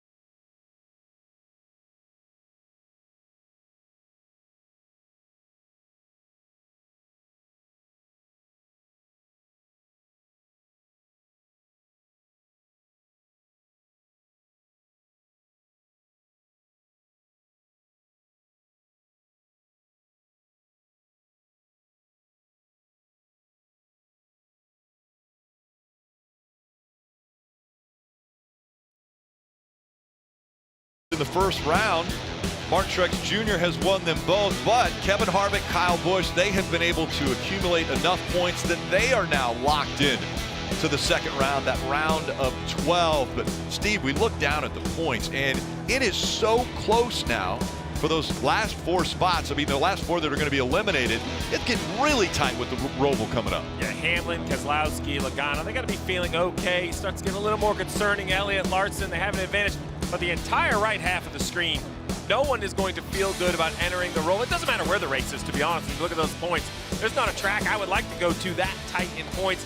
All season you work to make the playoffs. Now you're in the playoffs. The goal is to advance, and it's going to be pressure-packed. But how about the performance by Martin Truex Jr.? 2 races, 2 wins. Very impressive. I use the word momentum a lot, but I think in this situation, this team right now is really hitting on all cylinders, and they're using that. They're riding the wave right now. Well, this streaky look for the 19 is how the season's been. When they came to Joe Gibbs Racing, they didn't get off to the best start. They weren't bad, but they didn't quite get it done. Then they won here. They went on to win 4 of the next 7 or 8 races. Then they have a little dry spell. They win last week. They come back to Richmond, win again. I think they wish we raced Richmond about 5 or 6 times. Yeah, so successful here, even after getting spun around while he was leading. Martin Truex Jr. able to rebound, come back, and he gets back into victory lane. Dylan. And the beer and Gatorade bath is flying, and rightfully so. What a performance. When you have a car as good as the car you said you had tonight, is anything less than this acceptable? I don't know, man. I don't know that we have crazy expectations. We just go out there and get all we can, and what a job the team did. I mean, it's just unbelievable. To spin and win is pretty incredible. I've never done anything like that in my life, so I don't know, man. When things are rolling, they just are. And, again, just a lot of people to thank, a lot of people responsible for putting me in this position and giving me these race cars. My buddy Johnny, I know he's up there up in Canada with some friends fishing, and they're watching tonight. So have one for me, guys. Thanks for everything. And just everybody, auto owners, Toyota, TRD, all the guys in Costa Mesa building the engines. I mean, it takes a lot of people to get this stuff done. And, to be able to race with Kyle and Denny like that all night was a lot of fun. Hopefully we can keep it going.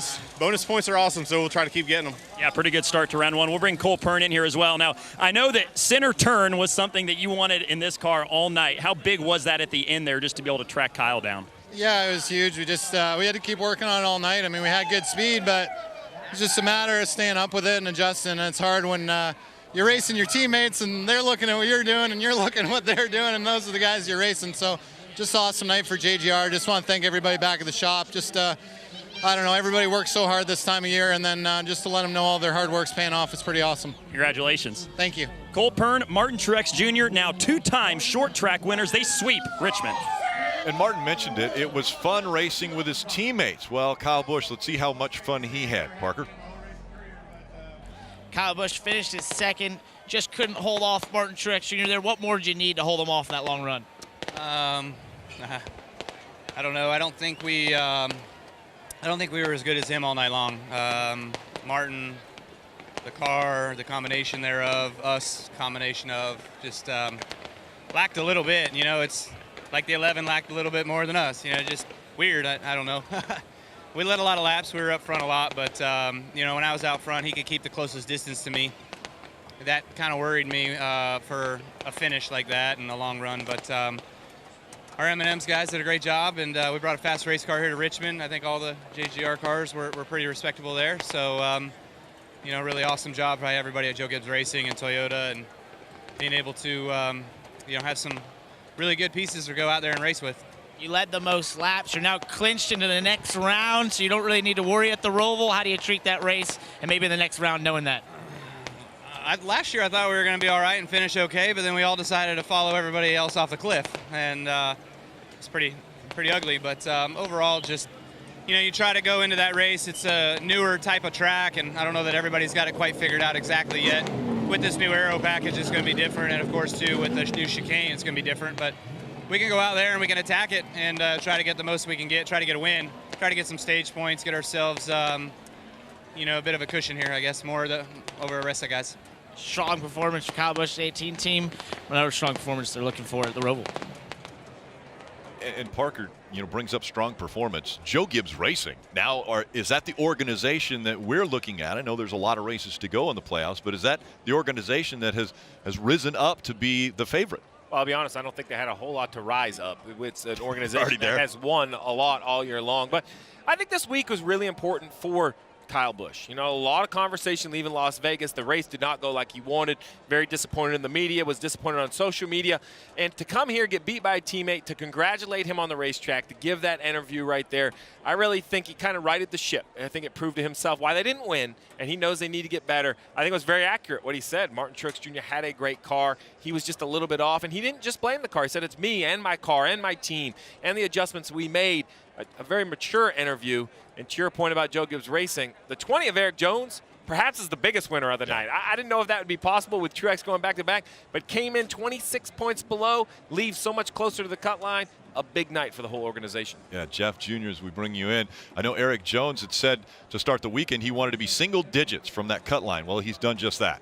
Yeah, I thought when he said that he had to, that he didn't have to win to move along, I thought he was kind of crazy, to be honest with you, but he's proven to us that he can. Now he's going to have a strong Roval. There was a time in this series where you didn't have to be a really good road racer. That's changed. With so much on the line, we've seen how close the points are. You better be a good road racer with that Roval now being inside of the playoffs. Yeah, Ryan Newman, who barely made it into the playoffs, has now put himself in a really good position going into the Roval. And when you think about Ryan Newman, you don't think about a great road course racer. He's only got 3 top 5s and 37 starts. But runs 7th at Sonoma this year, and he's got a lot of fight. He's got a reason to really go in there and claw and make it work. And we've seen him make it work. So it's just so impressed not only with how far I think he's going to go into these playoffs, but the speed they had tonight. Drove that car literally all the way up to third place.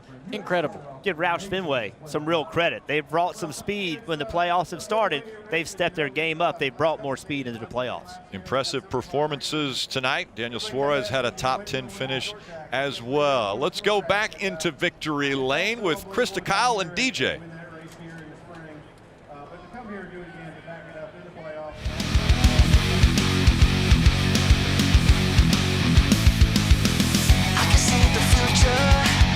Crystal clear. I may not see your face, but I smell your fear. I'm gonna find you, this I swear.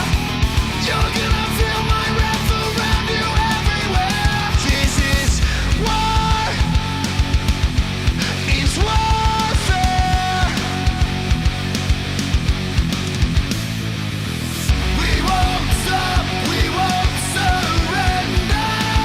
We're not done until the war is won. This copyrighted telecast may not be reproduced, retransmitted, or used in any form without the authorized written consent of NASCAR Broadcasting. NASCAR would like to thank all of our fans for your support, and we hope you enjoyed today's broadcast.